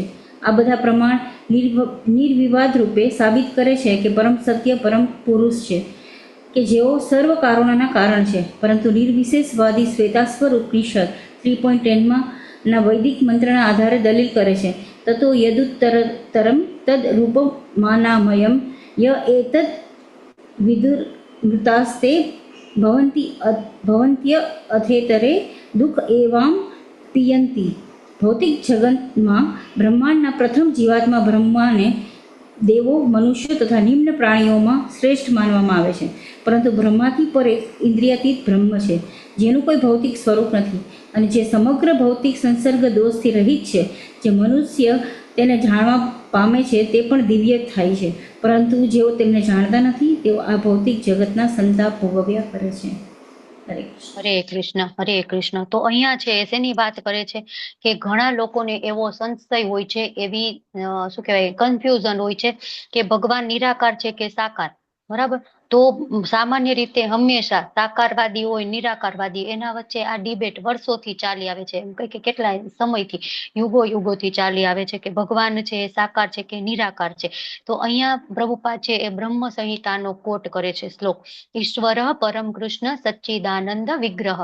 સરસ મજાનો ભગવાનનો વિગ્રહ છે. વિગ્રહ એટલે તો સાકાર થઈ ગયું ને, વિગ્રહ એટલે મૂર્તિ, બરાબર ને. હવે તમને બધાને ખબર છે, તો વિગ્રહ એટલે સાકાર સ્વરૂપ થઈ ગયું. તો પ્રભુપાદ કે છે કે બ્રહ્મ સંહિતામાં સ્વયં બ્રહ્માજીએ પણ કીધું છે, છતાં પણ અમુક લોકો છે એ આ શ્વેતાશ્વર ઉપનિષદનો જે શ્લોક કોટ કરેલો છે એના આધારે કે છે કે જો આમાં કીધું છે કે અરૂપમ. ચલો આપણે બીજો પેરેગ્રાફ વાંચીએ. કોણ વાંચશે? હરે કૃષ્ણ. પ્રિન્સી માતાજી વાંચો. હરે કૃષ્ણ માતાજી. ભાવાતભાઈ શીલા પ્રભુપાદ. નિર્વિશેષવાદી અરૂપમ શબ્દ પર વિશેષ ભાર મૂકે છે, પરંતુ આ અરૂપમ શબ્દ નિરાકાર નથી. આ દિવ્ય સચ્ચિદાનંદમય સ્વરૂપનો સૂચક છે, જે અંગે બ્રહ્મ સંહિતામાં ઉપર મુજબ વર્ણન થયું છે.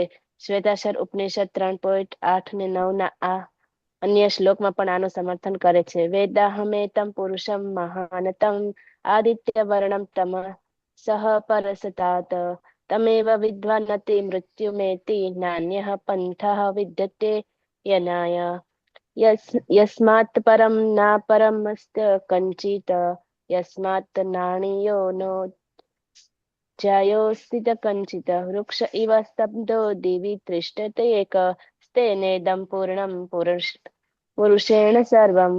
અંધકારની સર્વ ભૌતિક કલ્પનાઓથી પર એવા પૂર્ણ પુરુષોત્તમ પરમેશ્વર હું જાણું છું. તેમને જાણનાર મનુષ્ય જન્મ તથા મરણના બંધનને ઓળંગી શકે છે. તે પરમેશ્વરના આ જ્ઞાન સિવાય મોક્ષનું અન્ય કોઈ સાધન નથી. તે પૂર્ણ પુરુષોત્તમ હરે કૃષ્ણ હરે કૃષ્ણ હરે કૃષ્ણ. તો અહીંયા છે એ પ્રભુપાદ કે છે કે એક શ્લોક છે એમાં કીધું છે શ્વેતાસર ઉપનિષદ નો કે અરૂપમ, બરાબર. તો પ્રભુપાદ એનું ખંડન કરે છે કે નહીં, અરૂપમ શબ્દ છે એનો મતલબ એવો નથી કે ભગવાનનું રૂપ નથી, પણ ભગવાન સચ્ચિદાનંદ છે એ દર્શાવવા માટે અરૂપમ, બરાબર. ઉપનિષદની શૈલી કેવી છે, નેતિ નેતિ નેતિ નેતિ, બરાબર. એમ કે આ તો કે નહીં આવા નથી ભગવાન, આ તો કે નહીં આવા નથી, આ તો કે આવા નથી, બરાબર. તો નેતિ નેતિ નેતિ તો એમ કે આ નહીં આ નહીં આ નહીં, પણ આપણા જેવા નથી એ સેન્સમાં એમ છે કે નેતિ નેતિ નેતિ, બરાબર નથી. તો આ લોકો એવું કહી દે કે નેતિ નેતિ મતલબ છે જ નહીં ભગવાન, ભગવાનનું રૂપ જ નથી. તો પ્રભુપાદજી છે એ બીજા સામે એમની સામે શ્વેતાસર ઉપનિષદનો બીજો શ્લોક કોટ કરી અને કહે છે કે અહીંયા લખેલું છે કે પરમેશ્વર છે એ આપણી કલ્પનાઓથી પરે છે અને તેમને જાણનાર મનુષ્ય જન્મના મરણના બંધનમાંથી નીકળી શકે છે અને પરમેશ્વરના આ જ્ઞાન સિવાય મોક્ષનું અન્ય કોઈ સાધન નથી, બરાબર. ને કે છે ને વેદાહમે પુરુષમ મહાનતમ, પુરુષમ કીધું છે અહીંયા, બરાબર. પછી એનો વર્ણ કીધું છે આદિત્ય વર્ણ તમસ પરસતાત, બરાબર. તો ભગવાનનું રૂપ છે, ઇવન ભગવાનનો વર્ણ પણ અહીંયા કીધો છે. તો એ જ પ્રભુપાદ છે એ નિર્વિશેષવાદીઓને અહીંયા કાઉન્ટર કરે છે કે નહીં એમનું મત છે એ ખોટું છે. ચલો આગળ વાંચીએ. રાજેશ્વરી માતાજી વાંચો. હા, હરે કૃષ્ણ માતાજી. તે પૂર્ણ પુરુષોત્તમથી શ્રેષ્ઠ અન્ય કોઈ સત્ય નથી, કારણ કે તેઓ સર્વશ્રેષ્ઠ છે. તેઓ સૂક્ષ્મથી પણ સૂક્ષ્મતમ છે અને મહાનથી પણ મહાનતમ છે. તેઓ એક મુક વૃક્ષની જેમ સ્થિત છે અને દિવ્ય આકાશને પ્રકાશિત કરે છે. જેવી રીતે વૃક્ષ તેના મૂળ ફેલાવે છે, તેમ તેઓ પણ પોતાની વિસ્તૃત શક્તિઓનો પ્રસાર કરે છે. આ શ્લોકોમાંથી નિષ્કર્ષ નીકળે છે કે પરમ સત્ય પૂર્ણ પુરુષોત્તમ પરમેશ્વર જ છે, જેઓ પોતાની ભૌતિક તેમજ આધ્યાત્મિક શક્તિઓ દ્વારા સર્વવ્યાપક છે. હરે કૃષ્ણ હરે કૃષ્ણ હરે કૃષ્ણ. તો અહીંયા છે એ ભગવાન શું કે છે કે સૂત્રે મળી ગણા ઇવ. તો અહીં ભગવાન જે છે એ હવે 8 થી 12 શ્લોક છે ને એમાં એવી રીતના વાત કરશે કે કેવી રીતના બધું જ છે એ ભગવાનમાં વ્યાપ્ત થયેલું છે, બરાબર. કેવી રીતે ભગવાન છે એ બધાનું પાલન કરે છે અને કેવી રીતે બધી જ વસ્તુઓના ઉદ્ગમ સ્થાન ભગવાન છે, ભગવાનની અલગ અલગ વિભૂતિઓ છે એનું ભગવાન હવે આગળના શ્લોક છે એમાં વર્ણન કરવા જઈ રહ્યા છે. તો કેવી રીતે બધી જ વસ્તુઓના ઉદ્ગમ સ્થાન, કારણ, આધાર અને સાર એ બધું જ ભગવાન છે એ આપણે હવે સમજવાનું છે. પણ આ શ્લોકની પહેલા પ્રેક્ટિકલ આસ્પેક્ટ જોઈએ તો શું છે કે જીવનનું કેન્દ્ર કૃષ્ણ હોવું જોઈએ આપણે. જેવી રીતે માળાના મોતીઓ છે એ બધા માળાના દોરાના કારણે ગૂંથેલા છે, તેવી રીતના આપણા કેટલાય બધા જીવો છે એ કોના આધારે હોવા જોઈએ, કૃષ્ણના આધારે. મણકા અને દોરાનું ઉદાહરણથી ભગવાન સમજાવે છે કે બધું જ મૂળ છે એ ભગવાન છે અને મારું કઈ પણ અહીંયા નથી, બધું જ છે એ કોનું છે, ભગવાનનું છે, ભગવાનના આધારે રહેલું છે. અને ગમે એવી મુશ્કેલી આવે તો પણ આપણે એ કેન્દ્ર છે જે માળા જે દોરી છે એ દોરીને આધારે રહેવું જોઈએ. જો એ દોરી તોડી નાખીએ તો બધા જ મોતીઓ છે એ વેરવિખેર થઈ જાય. એટલે દરેક વસ્તુનો સંબંધ છે એ કૃષ્ણ સાથે રહેલો છે. એટલે બધી જ વસ્તુનું ઉદ્ગમ, કારણ, આધાર અને સાર આ બધું જ છે એ ભગવાન છે. તો એ છે એ આપણને ભગવાન અહીંયા નેક્સ્ટ જે શ્લોકો છે એમાં 14 ઉદાહરણોથી સમજાવે છે. જેમ કે જળ છે તો એમાં સાર છે અને સાર, જળનો સાર શું છે, સ્વાદ છે. તો એ સ્વાદ ભગવાન કે હું છું. પછી મનુષ્ય છે તો મનુષ્યનો સાર શું છે, એનું સામર્થ્ય. તો એ કે છે કે ભગવાન હું છું, ભગવાન કે છે કે એ હું છું, બરાબર ને. આપણને બહુ તરસ લાગેલી હોય અને આપણને એમ કે આપણને એક બાજુ પાણી આપે અને એક બાજુ કઈક બીજી વસ્તુ આપે તો આપણે ગમે એટલી બીજી વસ્તુ પીએ ને પણ એ તરસ છે એ પાણીથી જ છીપાય, બરાબર ને. બહુ જ તરસ લાગી હોય ને આપણને કોઈક જ્યુસ આપી દે, દૂધ આપી દે ને એમ કે પાણી નહીં તમને આજ નહીં, એ બધું રેવા દો, મને પેલા પાણી આપો, મને બહુ તરસ લાગી છે, હે ને. તો એ રીતના સાર શું છે, પાણીનો સ્વાદ, પાણીનો સાર શું છે? સ્વાદ. અને એ ભગવાન કે હું છું. તો શું કે છે કે હે કુંતી પુત્ર અર્જુન, હું પાણીમાં સ્વાદ છું, સૂર્ય ચંદ્રનો પ્રકાશ છું, વૈદિક મંત્રોમાં ઓમકાર છું, આકાશમાં શબ્દ અને મનુષ્યમાં સામર્થ્ય. બરાબર, આ બધું જ ભગવાન અહીંયા કે છે કે હું છું. તો વાંચીએ આપણે ભાવાર્થ. કોણ વાંચશે? સુમિત્રા માતાજી વાંચો. હરે કૃષ્ણ. હરે કૃષ્ણ માતાજી. આ શ્લોકમાં દર્શાવે છે કે ભગવાન કેવી રીતે પોતાની વિવિધ ભૌતિક તથા આધ્યાત્મિક શક્તિઓ દ્વારા સર્વવ્યાપી રહે છે.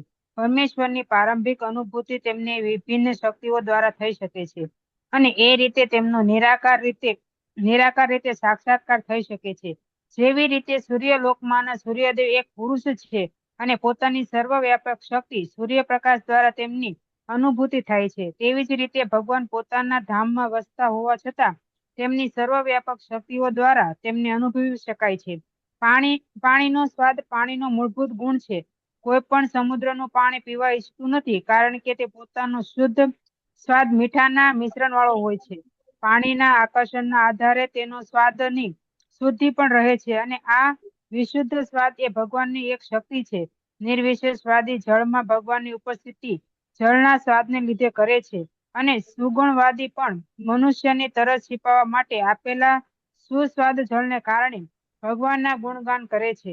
પરમેશ્વરની અનુભૂતિ કરવાની એ રીત છે. વ્યવહારમાં સદગુણવાળા તથા નિરાકારવાદમાં કોઈ સંઘર્ષ નથી. જે ઈશ્વરને જાણે છે તે જાણે છે કે દરેક વસ્તુમાં એક જ સાથે સગુણ બોધ તથા નિર્ગુણ બોધ રહે છે અને આમાં કોઈ વિરોધાભાસ હોતો નથી. માટે જ ભગવાન ચૈતન્ય પોતાના શુદ્ધ સિદ્ધાંત પ્રતિપાદિત કર્યા છે કે જેને અચિત્ય ભેદ અને અભેદ તત્વ અચિત્ય ભેદાભેદ કહે છે. હરે કૃષ્ણ માતાજી. હરે કૃષ્ણ. હરે કૃષ્ણ. તો અહીંયા છે એ સરસ મજાનું આપણને કીધું છે કે બે પ્રકારના આધ્યાત્મિકવાદીઓ હોય છે, એક સાકારવાદી અને નિરાકારવાદી. સાકારવાદી છે એ એમ કે ભગવાનનો સરસ મજાનો આકાર છે અને નિરાકારવાદી છે એમ કે ભગવાનનો આકાર નથી હોતો. બરાબર. તો આપણી ફિલોસોફી કેવી છે? એક વખત ચૈતન્ય મહાપ્રભુ છે ને એ ત્યાં માયાપુરમાં હતા. બરાબર. તો એક સાકારવાદીનું આખું ગ્રુપ છે ને એ ભગવાન ચૈતન્ય મહાપ્રભુને મળવા ગયું કે તમે તો ખૂબ પ્રગાઢ વિદ્વાન છો, તમને તો ખબર જ હોય, તમે અમને કહો કે ભગવાન સાકાર છે કે નથી? કે હા, ભગવાન સાકાર છે. તો એ નીકળી ગયા ખુશ થતા, વાહ, આજ તો અમારો નિચોડ આવી ગયો ને અમે જીતી ગયા. પછી નિરાકારવાદીઓ ગયા. એ કે હવે તમે એમને કીધું કે સાકારવાદી છે, પણ ભગવાન તો નિરાકારવાદી છે. તો કે હા, ભગવાન નિરાકારવાદી પણ છે. તો પેલા એ ખુશ થઈને બહાર આવી ગયા. કે ચૈતન્ય મહાપ્રભુએ તો એમ કીધું કે ભગવાન સાકારવાદી છે, પેલા કે નિરાકારવાદી છે. પછી બંને ભેગા ગયા. કે તમે આમને એમ કીધું સાકારવાદી છે, આમને એમ કીધું નિરાકારવાદી છે, તો બે કઈ રીતના પોસિબલ બને? તો કે ભગવાન છે ને એ સાકારવાદી પણ છે અને નિરાકારવાદી. ભગવાનનો સરસ મજાનો રૂપ પણ છે અને ભગવાનનું રૂપ નથી પણ. એટલે જે બ્રહ્મ અને પરમાત્માના લેવલ ઉપર જે લોકો વિચારે ને તો એમ વિચારે કે ભગવાન નિરાકારવાદી છે. જ્યારે એ એક સ્ટેપ આગળ વધી અને જોશે ભગવાનને, ત્યાંથી આગળ એમની ઉન્નતિ થશે, ત્યારે એમને ભગવાનનું સરસ મજાનું સચ્ચિદાનંદ વિગ્રહ જોવા મળશે. બરાબર ને? અને એ બંને છે જે ભેદ એ અચિંત્ય છે. બરાબર. આપણે જીવ લઈ લઈએ અને ભગવાન લઈ લઈએ તો જીવમાં ને ભગવાનમાં શું કહેવાય, ક્વોલિટી આપણી બંનેની સેમ છે. બરાબર, સિમિલર છે, પણ ક્વોન્ટિટી છે એ ડિફરન્ટ છે. એટલે ભેદ પણ છે અને અભેદ પણ છે. એટલા માટે આપણો આ સિદ્ધાંત છે એને શું કહેવાય છે? અચિંત્ય ભેદાભેદ.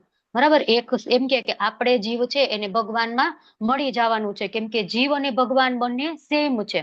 બરાબર. તો ચૈતન્ય મહાપ્રભુ એવી રીતના સમજાવે છે કે એ બંનેમાં ભેદ પણ છે અને અભેદ પણ. નિરાકારવાદી એમ કે એક સમય થાય ને એટલે મૃત્યુ થાય એટલે આપણે ભગવાનમાં વિલીન થઈ જાય. બ્રહ્મ પરમાત્મા જીવ છે એ શિવમાં મળી ગયું, આપણે એવું કહેતા હોય ને, તો લીન થઈ ગયા. પણ નહીં, અહીંયા કે છે કે એવું કાંઈ હોતું નથી. બરાબર. એટલે અચિંત્ય આપણો જે સિદ્ધાંત છે કેવો છે? અચિંત્ય ભેદાભેદ. તો એ બે પ્રકારના નિરાકારવાદીઓ અને સાકારવાદીઓ એ આપણને અલગ અલગ રીતે સમજાવે છે, જોવે છે. તો એક ન્યૂટનનું આપણે હમણાં જોયું હતું, ગુરુત્વાકર્ષણ બળ એને શોધ્યું.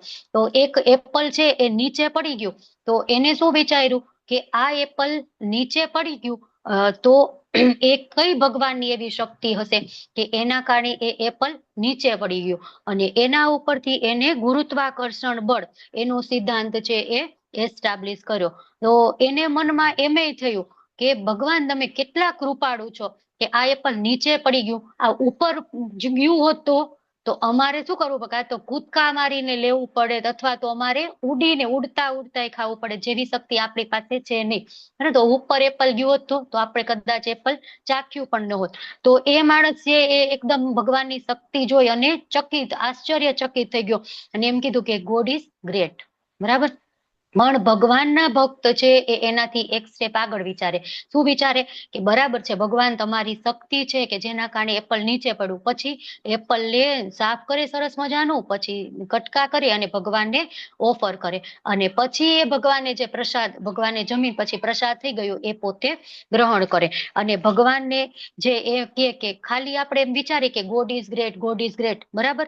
તો એટલું છે એ મોટી વાત નથી કે એ ભક્તિ નથી, પણ ભક્તિ શું છે કે એ ભગવાન માટે કૃતજ્ઞતા હોવી જોઈએ, આપણે થેન્ક યુ કેવું જોઈએ ભગવાનને, એ ભક્તિ છે. બરાબર ને. કૃતજ્ઞતા વ્યક્ત કરવી એ ભક્તિનું એક વિશેષ અંગ છે. બસ આ જ પ્લેટફોર્મ ઉપર છે ને એ સાકારવાદી ને નિરાકારવાદી બંનેનો વિચારવાની પદ્ધતિ અલગ અલગ થઈ જાય છે. એક ભક્ત છે એ એવું વિચારે છે કે કૃષ્ણ જ પૂર્ણ પુરુષોત્તમ પરમેશ્વર છે, તો ખાલી એક ઇન્ફોર્મેશન મળી ગઈ.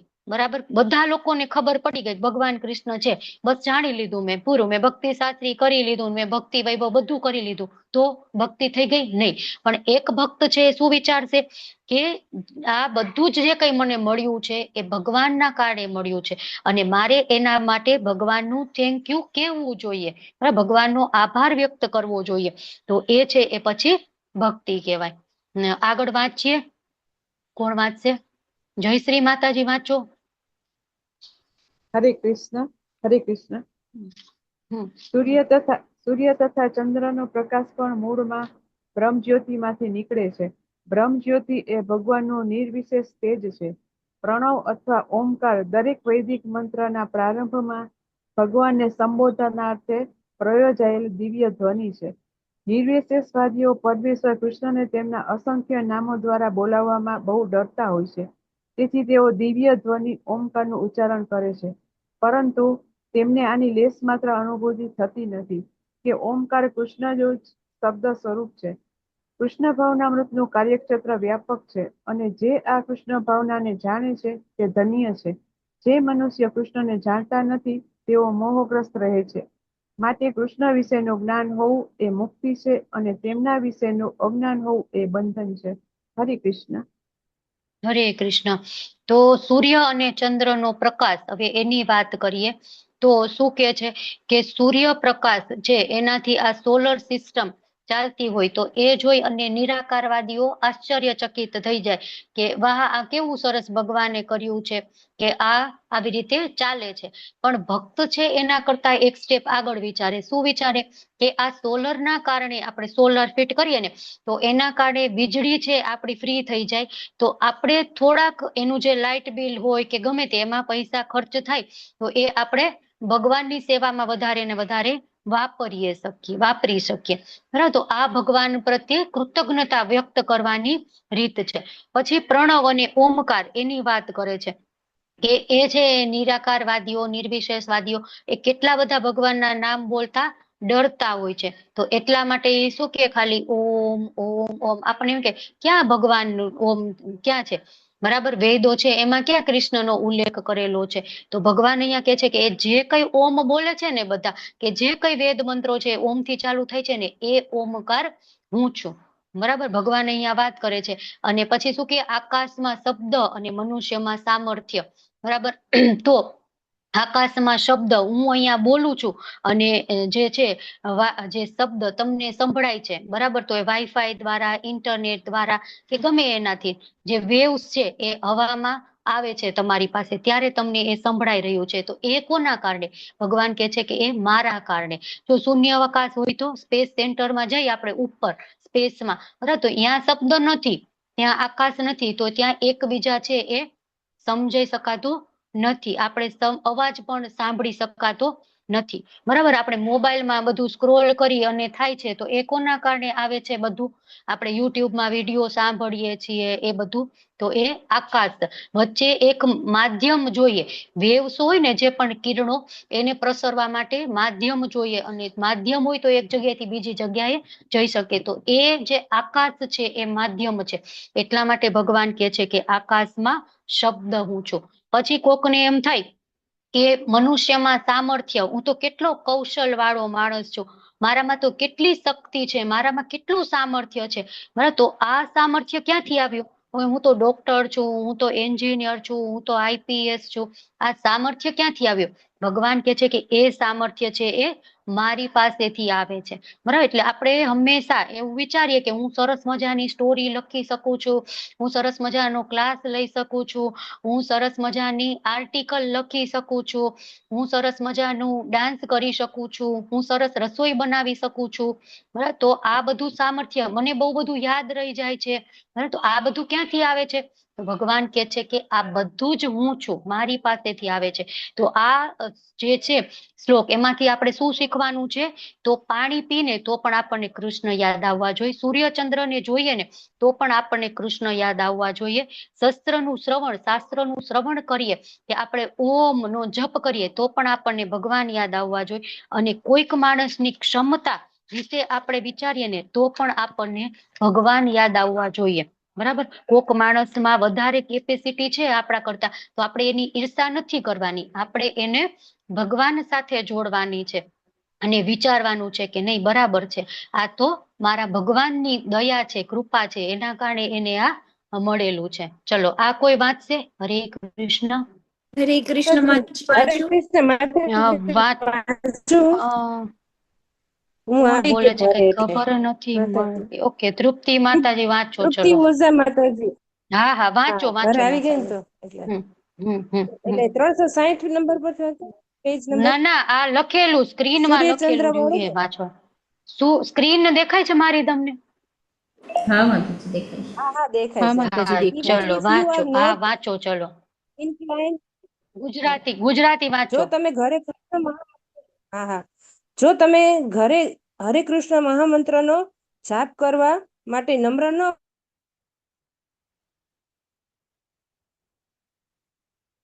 હરે કૃષ્ણ. અવાજ મને જ નથી આવતો કે કોઈને નથી આવતો? કોઈને નથી માતાજીનું આવતું. નેટવર્ક ના ના નથી આવતો મને તો. માતાજી નથી આવતો એમનો અવાજ. તૃપ્તિ હું માતાજી, વાંચું? વિડીયો બંધ કરીને વાંચો માતાજી. હા હા વાત. જો તમે હરે કૃષ્ણ મહામંત્રનો જાપ કરવા માટે નમ્ર ન હો તો પણ આ રીતે કૃષ્ણને સમજવાનો પ્રયાસ કરો. કાં તો તમે દૂધ પીતા હો અથવા તો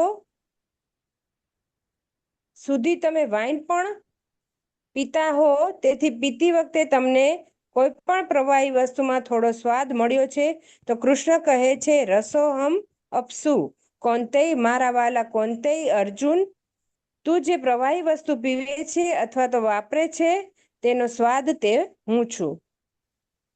હરે હરે કૃષ્ણ. કૃષ્ણ. હરિ બોલ. હરે કૃષ્ણ. થેન્ક યુ માતાજી.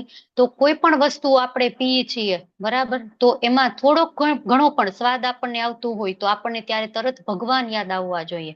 ભગવાન શું કે છે? રસોહમ અપસ્યુ કૌંતેય. બરાબર ને, કે જે રસમાં જે સ્વાદ છે, જે રસ છે, એ હું છું.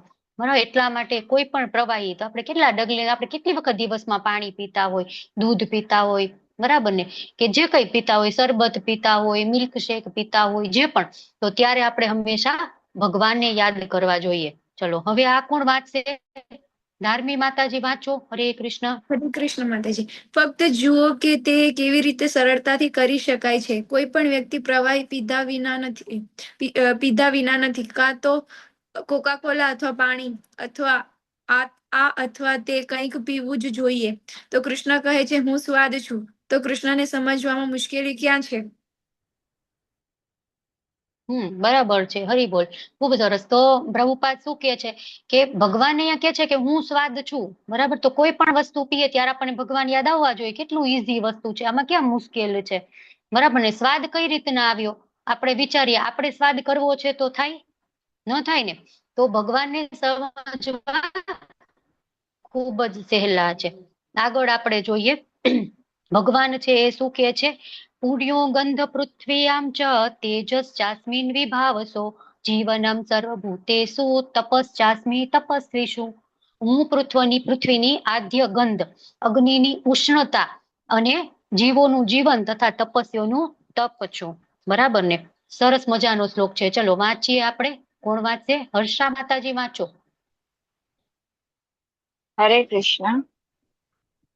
ભાવાર્થ શીલ પ્રભુપાદ કી જય. પુણ્ય એટલે કે જેમાં વિકાર નથી તેથી તે મૂળભૂત છે.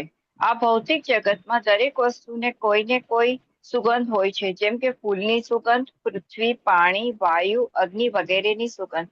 સર્વ વસ્તુઓમાં વ્યાપ્ત નિર્મળ ગંધ કે જે મૂળભૂત ગંધ છે તે કૃષ્ણ છે. તેવી રીતે દરેક વસ્તુનો એક વિશિષ્ટ મૂળ સ્વાદ હોય છે અને રસાયણોના આ સ્વાદને મિશ્રણથી બદલી શકાય છે. એટલે દરેક મૂળ વસ્તુને કોઈ સુગંધ, મયક તથા સ્વાદ હોય છે. વિભાવસુનો અર્થ અગ્નિ થાય છે. અગ્નિ વિના આપણે કારખાના ચલાવી શકતા નથી કે રાંધી શકતા નથી, અને તે અગ્નિ કૃષ્ણ છે. અગ્નિમાંની ઉષ્ણતા એ કૃષ્ણ છે. વૈદિક ચિકિત્સા પ્રમાણે જઠરાગ્નિની મંદતા એ અપચાનું કારણ હોય છે. તેથી પાચન માટે પણ અગ્નિની જરૂર રહે છે. કૃષ્ણ ભાવનામાં આપણે જાણવા પામીએ છીએ કે પૃથ્વી, જળ, અગ્નિ, વાયુ તથા દરેક સક્રિય સત્વો, સર્વ રસાયણો તેમજ બધા ભૌતિક તત્વો કૃષ્ણના લીધે જ છે. મનુષ્યનું આયુષ્ય પણ કૃષ્ણના લીધે છે. તેથી કૃષ્ણની કૃપાથી જ મનુષ્ય પોતાની આવરદા વધારી કે ઘટાડી શકાય છે. એટલે કે કૃષ્ણ ભાવનામૃત દરેક ક્ષેત્રમાં સક્રિય રહે છે. હરે કૃષ્ણ. હરે કૃષ્ણ. ખૂબ ધન્યવાદ. સરસ બધાનું વાંચન કર્યું. તો અહીંયા શું કે છે કે પૃથ્વીની આદ્ય સુગંધ હું છું, ભગવાન એમ કે છે. બરાબર. હવે એક આપણે ગુલાબનું બીજ લઈએ, બીજ બરાબર ઓલું હોય ને વાવવા માટેનું બીજ, તો એ બીજને આપણે સૂંઘીએ તો એમાં કોઈ પણ પ્રકારની સુગંધ આવે? ન આવે. બરાબર. તો પાણી આપણે એને નીચે જમીનમાં આપણે રોપી દીધું, વાવી દીધું, તો એ પૃથ્વી છે જે માટી, એમાં સુગંધ છે? એવી તો નથી ને જે ગુલાબના ફૂલમાં હોય. બરાબર. પછી આપણે એમાં પાણી છાંટ્યું તો એમાં સુગંધ છે? પાણીમાં નથી. તો ધીમે ધીમે એ નાનકડો છોડ બન્યો અને એમાં ગુલાબનું ફૂલ ઉગ્યું. હવે એ ગુલાબના ફૂલમાં સુગંધ સરસ મજાની આવે છે, તો એ સુગંધ ક્યાંથી આવી? બરાબર. તો ભગવાન શું કે છે? આદ્ય સુગંધ હું છું, સુગંધ મારા કારણે આવે છે. જો પહેલો વરસાદ આવે અને જે માટીની સુગંધ આવે, બરાબર, એના માટે આપણે ખુલ્લું અમુક ગામડાની જમીન હોય ને એમાં આવે. અત્યારે તો સિટીમાં તો મોટા બધા કોન્ક્રીટના જંગલો અને નીચે પણ ઓલા પેવર બ્લોક, એમાં એવું માટીમાં પાણી જ ન પડે કે આપણને સુગંધ આવે. તો એ અનુભવ કરવો હોય તો ગામડામાં જવું પડે, પણ એકદમ સરસ મજાની સુગંધ હોય. તો એ સુગંધ ક્યાંથી આવે છે? ભગવાન કે છે કે એ હું છું. બરાબર ને? પછી શું કે છે? અગ્નિ. જો અગ્નિ છે એના વગર કોઈ પણ કાર્ય થઈ શકે નહીં. આપણે જેટલા પણ મોટી મોટી ફેક્ટરીઓ છે કે આપણે ઇવન રસોઈ બનાવી છે ઘરે, તો પણ અગ્નિ વગર થાય? ન થાય. અને ઇવન આપણા શરીરમાં પણ જઠરાગ્નિ નામનો અગ્નિ રહેલો છે કે જે કઈ આપણે જમીએ ને એનું પાચન એ જઠરાગ્નિ દ્વારા થાય છે. અને જયારે અગ્નિ મંદ પડી જાય ને તો આપણે કેટલા ડોક્ટરો બદલાવી પણ આ પાચન રિલેટેડ બીમારી કોઈ દિવસ આપણી મટે જ નહીં. બરાબર. તો અગ્નિ છે એની ઉષ્ણતા ભગવાન કે છે કે હું છું. એટલે આપણે સમજી લેવાનું, જો આપણું પાચન બરાબર રીતે નથી થતું તો આપણે ભગવાનની પ્રાર્થના કરવી જોઈએ. ભગવાનની કૃપા થશે તો એ અગ્નિ છે પ્રદીપ્ત થશે આપણા શરીરનો અને પાચન વ્યવસ્થિત રીતે થવા મળશે. પછી જીવ માત્રનું જીવન હું છું. બરાબર. કોઈ પણ જીવ છે એનું પાલન થાય છે, પોષણ થાય છે, એનું આયુષ્ય મળે છે તો એ કૃષ્ણની કૃપાથી જ થાય છે. અમુક લોકો લાંબુ જીવે છે, 90 વર્ષ, 100 વર્ષ, 92 વર્ષ. બરાબર. હિઝ હોલીનેસ મહાવિષ્ણુ ગોસ્વામી મહારાજ 92 વર્ષના હતા તો પણ પોતાનું કામ બધું જ જાતે કરી લેતા હતા. ઇવન કપડાં પણ પોતે ધોઈ લે. એમના પર્સનલ સેક્રેટરી હોય ને કે ગુરુ મહારાજ હું તમારા કપડાં નહીં, હું જ મારા જાતે જ કપડાં ધોઈશ. પોતાની રસોઈ જાતે બનાવે 92 વર્ષની ઉંમરે. વિચાર કરો. તો એ ક્યાંથી આવે છે? આયુષ્ય જે છે એ ભગવાન કે છે કે હું છું. જીવ માત્રનું જીવન હું છું. પછી તપસ્વીઓનું તપ, એટલે એમ કે ને હું તો ચાતુર્માસમાં દર ચાતુર્માસની એકાદશી છે ને એ નિર્જળા કરું છું. હું ચાતુર્માસમાં એક જ ટાઈમ જમું છું. હું તો આખો પુરુષોત્તમ મહિનો છે ને એમાં હું ખાલી ફરાળ જ કરું છું. બરાબર, કે હું તો આમ કરું છું, હું તો તેમ કરું છું. કઈ રીતના થાય છે એ બધું? તો એ બધું ભગવાન કે છે કે તપસ્વીઓનું તપ હું છું. તો આ શ્લોક ઉપરથી આપણે શું શીખવું જોઈએ? કે ફૂલોને આપણે સૂંઘીએ ને તો આપણને કૃષ્ણ યાદ આવવા જોઈએ. જયારે આપણે અગ્નિનું તેજ જોઈએ, ઓલા વરસાદ પડે ને પછી ઓલા આપણે અંધારામાં રાત્રે જંગલમાં જઈએ ને તો ઓલા શું કહેવાય, ઓલા જુગનું ઉડતા હોય. શું કહેવાય એને જુગનું ને ગુજરાતીમાં? આગિયો શું કહેવાય? આજ્ઞા આજ્ઞા હા, તો એ કેવું સરસ લાઈટ વાળું હોય હે ને. તો એ બધું આપણે જોઈએ તો આપણને ભગવાન યાદ આવવા જોઈએ. પછી જીવ માત્રનું જીવન, જે પણ જીવિત લોકો છે એ બધાને જોઈએ તો આપણને કૃષ્ણ પ્રત્યે થેન્ક્સ નીકળવું જોઈએ, કૃતજ્ઞતા આવવી જોઈએ કે ભગવાન આ બધા જ તમારી કારણે જીવિત છે, અને હું કે કોઈ બીજા ભક્તો છે એ જે કઈ તપસ્યા કરી રહ્યા છીએ એ તમારા કારણે કરી રહ્યા છીએ. તો આ શ્લોકની પ્રેક્ટિકલ આસ્પેક્ટ. હવે આગળ આપણે જોઈએ તો ભગવાન છે એ શું કહે છે કે જો પેલા 5 આપણને કીધા ભગવાનની વિભૂતિઓ, બરાબર, પછી 4 કીધી અને હવે આમાં 3 કે છે. શું કે છે કે હે પૃથાપુત્ર, જાણી લે કે હું જ સર્વ જીવોનું આદિ બીજ છું. બીજમાં સર્વભૂતાનામ, પછી વિદ્ધિમ પાર્થ સનાતનમ, બુદ્ધિર્બુદ્ધિમતામસ્મિ, તેજસ તેજસ્વી નામહમ. કે સર્વ જીવોનું આદિ બીજ હું છું. પછી બુદ્ધિશાળીઓની બુદ્ધિ હું છું અને સર્વ શક્તિશાળી પુરુષોનું તેજ હું છું. તો જો કોઈ વ્યક્તિમાં કોઈ સારો ગુણ છે તો એક છે એ કૃષ્ણથી આવે છે. બુદ્ધિશાળી હોય કોઈક માણસ તો આપણે વિચારવું જોઈએ કે આના ઉપર વિશેષ કરીને કૃષ્ણની કઈ કૃપા છે. તો અહીંયા એક સરસ આપણને સિદ્ધાંત આ શ્લોકમાંથી શીખવાનું છે કે આ સિદ્ધાંત જો આપણે શીખી જઈશું ને તો ઈર્ષાનો ભાવ આપણામાં છે ને એ જતો રહેશે. તો આપણે છે એ જોવું જોઈએ કે કોઈક માણસ તેજસ્વી છે, બુદ્ધિશાળી છે, તો આ બુદ્ધિ છે કે આ એની ચતુરાઈ છે એ ક્યાંથી આવી છે? તો કૃષ્ણમાંથી આવી છે. બરાબર, ભગવાન કે બુદ્ધિશાળીની બુદ્ધિ હું છું. તો તે વ્યક્તિને આપણે સન્માન આપવું જોઈએ, બરાબર, એના ગુણગાન કરવા જોઈએ. અને એ શું કામ કરવા જોઈએ? તો એ વ્યક્તિ મહાન છે એટલા માટે નહીં, પણ એનામાં એ ગુણ છે એ કૃષ્ણ એ પ્રદાન કરેલો છે. અને એ આપણે જાણીએ છીએ કે આ ગુણ છે એ આપ્યા છે ને તો એ ચૂટકી વગાડતા લઈ પણ લઈ શકે છે. બરાબર ને? કોઈક માણસે એવું અભિમાન ન કરવું જોઈએ કે મારી પાસે તો આટલું વાક ચાતુર્ય છે કે હું તો આટલો બુદ્ધિશાળી છું. એને હંમેશા ભગવાનની થેન્ક યુ કહેવું જોઈએ કે ભગવાન તમે એટલા દયાળુ છો કે મારા જેવા તુચ્છ માણસને આટલું બધું આપ્યું. અને હંમેશા યાદ રાખવું જોઈએ કે જે કૃષ્ણ આપી શકે છે ને એ એક ચૂટકી વગાડતા લઈ પણ શકે છે. તેથી કોઈક વ્યક્તિમાં આપણે આ બધા ગુણો જોઈએ ને તો આપણે એની ઈર્ષા ન કરવી જોઈએ, કેમ કે એ ભગવાન દ્વારા આપેલા છે અને એ એના કર્મ અનુસાર એને એવા કઈક કર્મ કર્યા હશે કે એને એ ગુણ મળ્યા, આપણને ન મળ્યા. બરાબર ને? બાકી તો ભગવાન છે કોઈ દિવસ કોઈનો દ્વેષ નથી કરતા, ભગવાનને કોઈ દિવસ કોઈ પ્રિય નથી. તો ભગવાન એને શું કરવા એવા ગુણો આપ્યા ને આપણને કેમ ન આપ્યા? કેમ કે એને એવા કઈક કર્મ કર્યા છે. એવું નથી કે એ માણસ એનો દુલારો છે, એનો ફેવરિટ છે ભગવાનનો, પણ એના કર્મ અનુસાર. બધા પોતાની પરિસ્થિતિ પ્રમાણે ખૂબ જ દુઃખી થતા હોય છે કે મને આ નથી મળ્યું, મને આ નથી મળ્યું, મારે આ જોઈ છે, મારે તે જોઈ છે. પણ જે મળે છે કે જે નથી મળતું એ કર્મના આધારે હોય છે. અને એ કર્મના આધારે એવા ગુણો એને મળે છે. તો ગુણ જોઈ અને આપણે હંમેશા એને એપ્રિસિએટ કરવું જોઈએ કે વાહ, તમને તો ભગવાને ખૂબ સરસ ગુણો આપ્યા છે અને તમારે આ પ્રમાણે ભગવાનની સેવા કરવી જોઈએ. આપણે એની ઈર્ષા કરવાની નથી. અને જો વાસ્તવમાં આપણે એ માણસની ઈર્ષા કરીને તો ત્યારે આપણે ભગવાનની ઈર્ષા કર્યા બરાબર છે. કેમ કે એ ગુણ આપવા વાળા કોણ છે? ભગવાન પોતે. એટલે આપણે એમ કહીએ, જો એક બાળક છે એ સારું કામ કરે છે તો માતા એને 2 ચોકલેટ આપે છે, બરાબર. હવે બીજું બાળક છે એને એની ઈર્ષા થાય છે અને એ એમ કે છે કે માતા તમે એને કેમ 2 ચોકલેટ આપી, બરાબર, તમે મને કેમ ન આપી? તો એને ક્વેશ્ચન ઉત્પન્ન કર્યો ને, તો એ ક્વેશ્ચન એ બાળક ઉપર નથી, એને કોની ઉપર કર્યો? માતા ઉપર, બરાબર. પણ માતા માટે તો બંને સરખા જ છે. પેલા એ સારું કઈક કામ કર્યું તેને આપ્યો, પેલા એ સારું કામ કર્યું એને નો આપ્યો, પણ એનો મતલબ એવો નથી કે એ બાળક રહ્યું એ ફેવરિટ છે ને બીજું બાળક છે એનું ફેવરિટ નથી, બરાબર. એ વહાલું છે ને ઓલું વહાલું નથી. માતા માટે તો બધા સમાન છે. તો એવી રીતના ભગવાન માટે બધા જ સમાન છે. પણ એ બાળક છે એને કઈક સારું કામ કર્યું છે તો માતાએ એને ચોકલેટ આપી, તો ભગવાને એને એવા સારા ગુણો આપ્યા.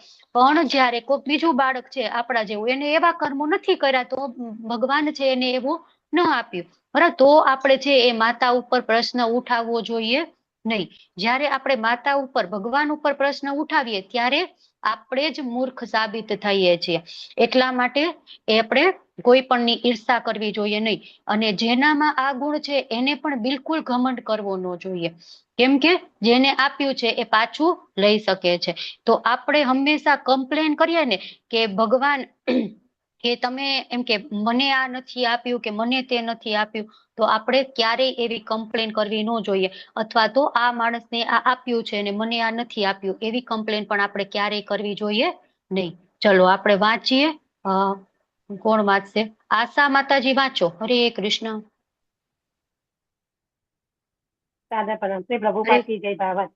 બીજમનો અર્થ છે બીજ. કૃષ્ણ સર્વના બીજ છે. ભૌતિક પ્રકૃતિના સંપર્કમાં આવીને બીજ ચર અને અચર જીવોના રૂપમાં ફળીભૂત થાય છે.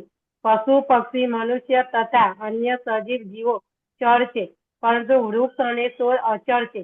તેઓ ચાલી શકતા નથી, માત્ર ઊભા રહે છે.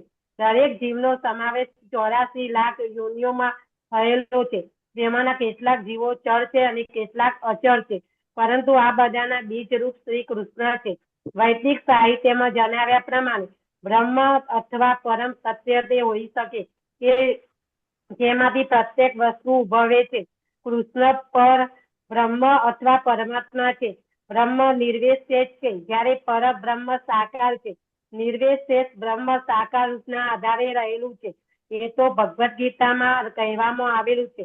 માટે મૂળભૂત રીતે કૃષ્ણ સમસ્ત વસ્તુઓના ઉદ્ભવ સ્થાન છે. તેઓ જ મૂળ છે. જેવી રીતે વૃક્ષનું મૂળ સમગ્ર વૃક્ષનું પાલન કરે છે, તેવી જ રીતે કૃષ્ણ સર્વના મૂળ હોવાને કારણે આ જગતમાં બધા પ્રાણીઓનું પાલન કરે છે. આનું સમર્થન વૈદિક સાહિત્ય કઠ ઉપનિષદ 2.2.13 થયેલું છે. નિત્યો નિત્યાનામ ચેતન શ્વેત નાનામ એકો બહુનામ યો વિચદાતિ કામાનમ. તેઓ સર્વ સનાતનોમાં સર્વોપરી સનાતન છે. તેઓ સમસ્ત જીવન શક્તિઓમાં સર્વોપરી અસ્થિ છે અને તેઓ જ એકમાત્ર સમસ્ત જીવોના પાલનહાર છે. માણસ બુદ્ધિ વિના કશું કરી શકતો નથી. અને કૃષ્ણ એમ પણ કહે છે કે તેઓ જ સમગ્ર બુદ્ધિના મૂળ છે. જો મનુષ્ય બુદ્ધિમાન હોય નહીં તો તે પૂર્ણ પુરુષોત્તમ પરમેશ્વર કૃષ્ણને સમજી શકતો નથી. હરે કૃષ્ણ માતાજી. હરે કૃષ્ણ. ખૂબ ખૂબ ધન્યવાદ.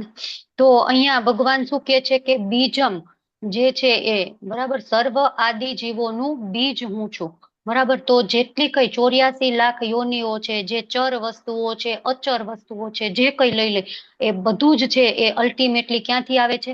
ભગવાનમાંથી, બરાબર ને. એટલે કહેશે કે તમે બીજ પદ પિતા. હજી આગળ આવશે. પછી બ્રહ્મ અથવા પરમ સત્ય જે એ જેમાંથી બધી જ વસ્તુઓ ઉદ્ભવે છે એને આપણે ભગવાન કહેતા હોય છે. તો ભગવાન અહીંયા કહે છે કે બધી જ વસ્તુઓનું બીજ હું છું, બરાબર. અને એક ઉદાહરણ દ્વારા પ્રભુપાદજી આપણને સમજાવે છે કે જેવી રીતે વૃક્ષના મૂળનું આપણે પાલન કરીએ, બરાબર, વૃક્ષના મૂળમાં આપણે પાણી રેડીએ તો આખા વૃક્ષને પાણી મળી જાય. એક એક પાંદડે પાણી રેડવાની જરૂર પડતી નથી. તો એવી જ રીતના કૃષ્ણ છે એ સર્વના મૂળ છે, બધું જ એમાંથી આવે છે. તો આપણે ખાલી ને ખાલી માત્ર ભગવાન શ્રી કૃષ્ણની પૂજા કરી, અર્ચના કરી, એમને જ આરાધના કરીએ તો બીજા કોઈની આરાધના કરવાની કઈ પણ પ્રકારની જરૂર પડતી નથી. પછી એક વેદોનો શ્લોક પ્રભુપાદ ટાંકે છે, નિત્યો નિત્યાનામ ચેતનસ ચેતનાનામ એકો બહુનામ યો વિદધાતિ કામાન. તો સર્વ જે સનાતનો છે, જેટલા પણ સનાતન, જેટલી વસ્તુઓ સનાતન છે એ બધા જ માં સર્વોપરી સનાતન કોણ છે? ભગવાન શ્રી કૃષ્ણ. અને બધા જ નું પાલન કરનાર પણ કોણ છે? ભગવાન શ્રી કૃષ્ણ, બરાબર. પછી ભગવાન અહીંયા શું કહે છે કે બુદ્ધિમાનોની બુદ્ધિ હું છું. તો માણસ બુદ્ધિ વિના કઈ પણ કરી શકતા નથી, બરાબર ને? હવે તમે એમાંથી કયો કે કેટલા તમારા લોકોને બુદ્ધિશાળી બનવું છે? બધાને બુદ્ધિશાળી બનવું છે ને, કે નથી બનવું? કોઈને કોઈ એવું છે કે એને બુદ્ધિશાળી નથી બનવું? નહીં, બધાને બુદ્ધિશાળી બનવું હોય. પણ સાચો બુદ્ધિશાળી કોણ છે?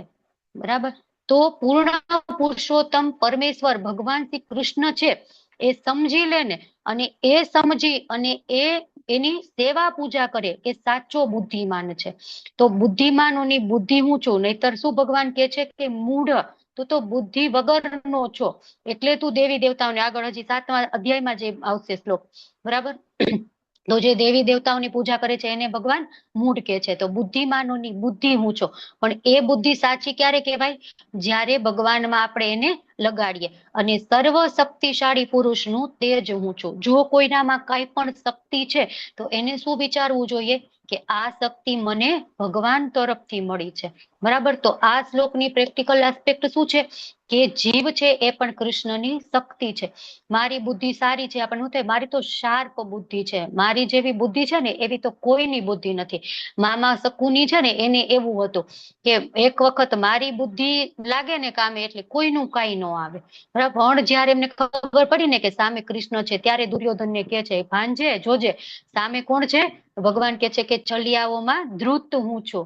બરાબર, એ સામે કૃષ્ણ છે, એટલે એની બુદ્ધિ પણ કઈ કામ ન કરે. હિરણ્યકશિપુને એવું હતું, હું તો ખૂબ બુદ્ધિશાળી, હું બધું માગી લઉં ભગવાન પાસે, ભગવાન મારું અહીંયા મૃત્યુ ન થવું જોઈએ, ત્યાં ન થવું જોઈએ, ત્યાં કેટલું બધું માગી લીધું બધું ભગવાને, છતાં પણ કે બચ્ચું બુદ્ધિશાળીની બુદ્ધિ જ હું છું, એ બુદ્ધિ તને આપવા વાળો હું છું, તો એનો તોડ તો મારી પાસે હશે જ ને. બરાબર ને? તો બીજાની પ્રતિભા આપણે કઈક જોઈએ, શક્તિશાળીનું તેજ, તો આપણે એની ઈર્ષા નહીં કરવાની, એની પ્રશંસા કરવાની, એમની પાસેથી પ્રેરણા લેવાની અને એમની સેવા કરવાની. અને પોતાની પ્રતિભા કઈક છે તો એનો ઘમંડ કરવાનો નહીં. આપણે એ કૃષ્ણની સેવા છે, કૃષ્ણ એ મને ખાસ આપેલી છે ને એનો યુઝ હું ભગવાનની સેવા માટે કરીશ એવું વિચારવું જોઈએ. અને કોઈ પણ આપણી શક્તિના કારણે, કોઈ આપણી કેપેબિલિટીના કારણે આપણે સફળ થઈ જઈએ તો અહંકાર ઉત્પન્ન કરવો જોઈએ, અહંકારી બનવું જોઈએ નહીં. આપણે ભગવાનની કૃપા સમજવી જોઈએ. બરાબર ને? એટલે પહેલા કૃષ્ણનું સ્મરણ આપણને, જો આ બધા શ્લોકમાં કેવું છે, પહેલા બહારની વસ્તુથી ભગવાન આપણને ભીતર લઈ ગયા. હવે આ બુદ્ધિમાનની બુદ્ધિ આપણા શરીરમાં આવી ગયું ને, શક્તિશાળીનું તેજ શરીરમાં આવી ગયું. બરાબર, પહેલા બહારની વસ્તુ, ધીમે ધીમે ધીમે ધીમે પછી આપણને ઇટરનલ, કે બધું જ તું બહારથી લઈને અંદર સુધી બધું જ જોઈ લે ને તો બધું હું છું. તારે કન્ફ્યુઝ થવાની બિલકુલ જરૂર નથી. આંખ બંધ કરી અને પ્રભુપાદે કીધું છે એવી રીતના જપ ને મંગળા આરતી ને બધું આપણો મોર્નિંગ પ્રોગ્રામ છે એ કરવા માંડો. ચલો આપણે આગળ જોઈએ, સમય છે ને હજી ટાઈમ થઈ ગયો. ચલો આપણે આટલું રાખીએ. ખૂબ ખૂબ ધન્યવાદ, તમે મને અહીં શાંતિપૂર્વક સાંભળી. વાંછા કૃપા સિંધુભ્ય એવ ચ પતિતાનાં પાવનેભ્યો વૈષ્ણવેભ્યો નમો નમઃ. હરે કૃષ્ણ હરે રામ હરે રામ કૃષ્ણ રામ હરે કૃષ્ણ હરે, કૃષ્ણ હરે રામ હરે રામ હરે, રામ હરે રામ હરે રામ રામ રામ હરે હરે. હરે કૃષ્ણ હરે કૃષ્ણ માતાજી. માતાજી, હરે દંડવત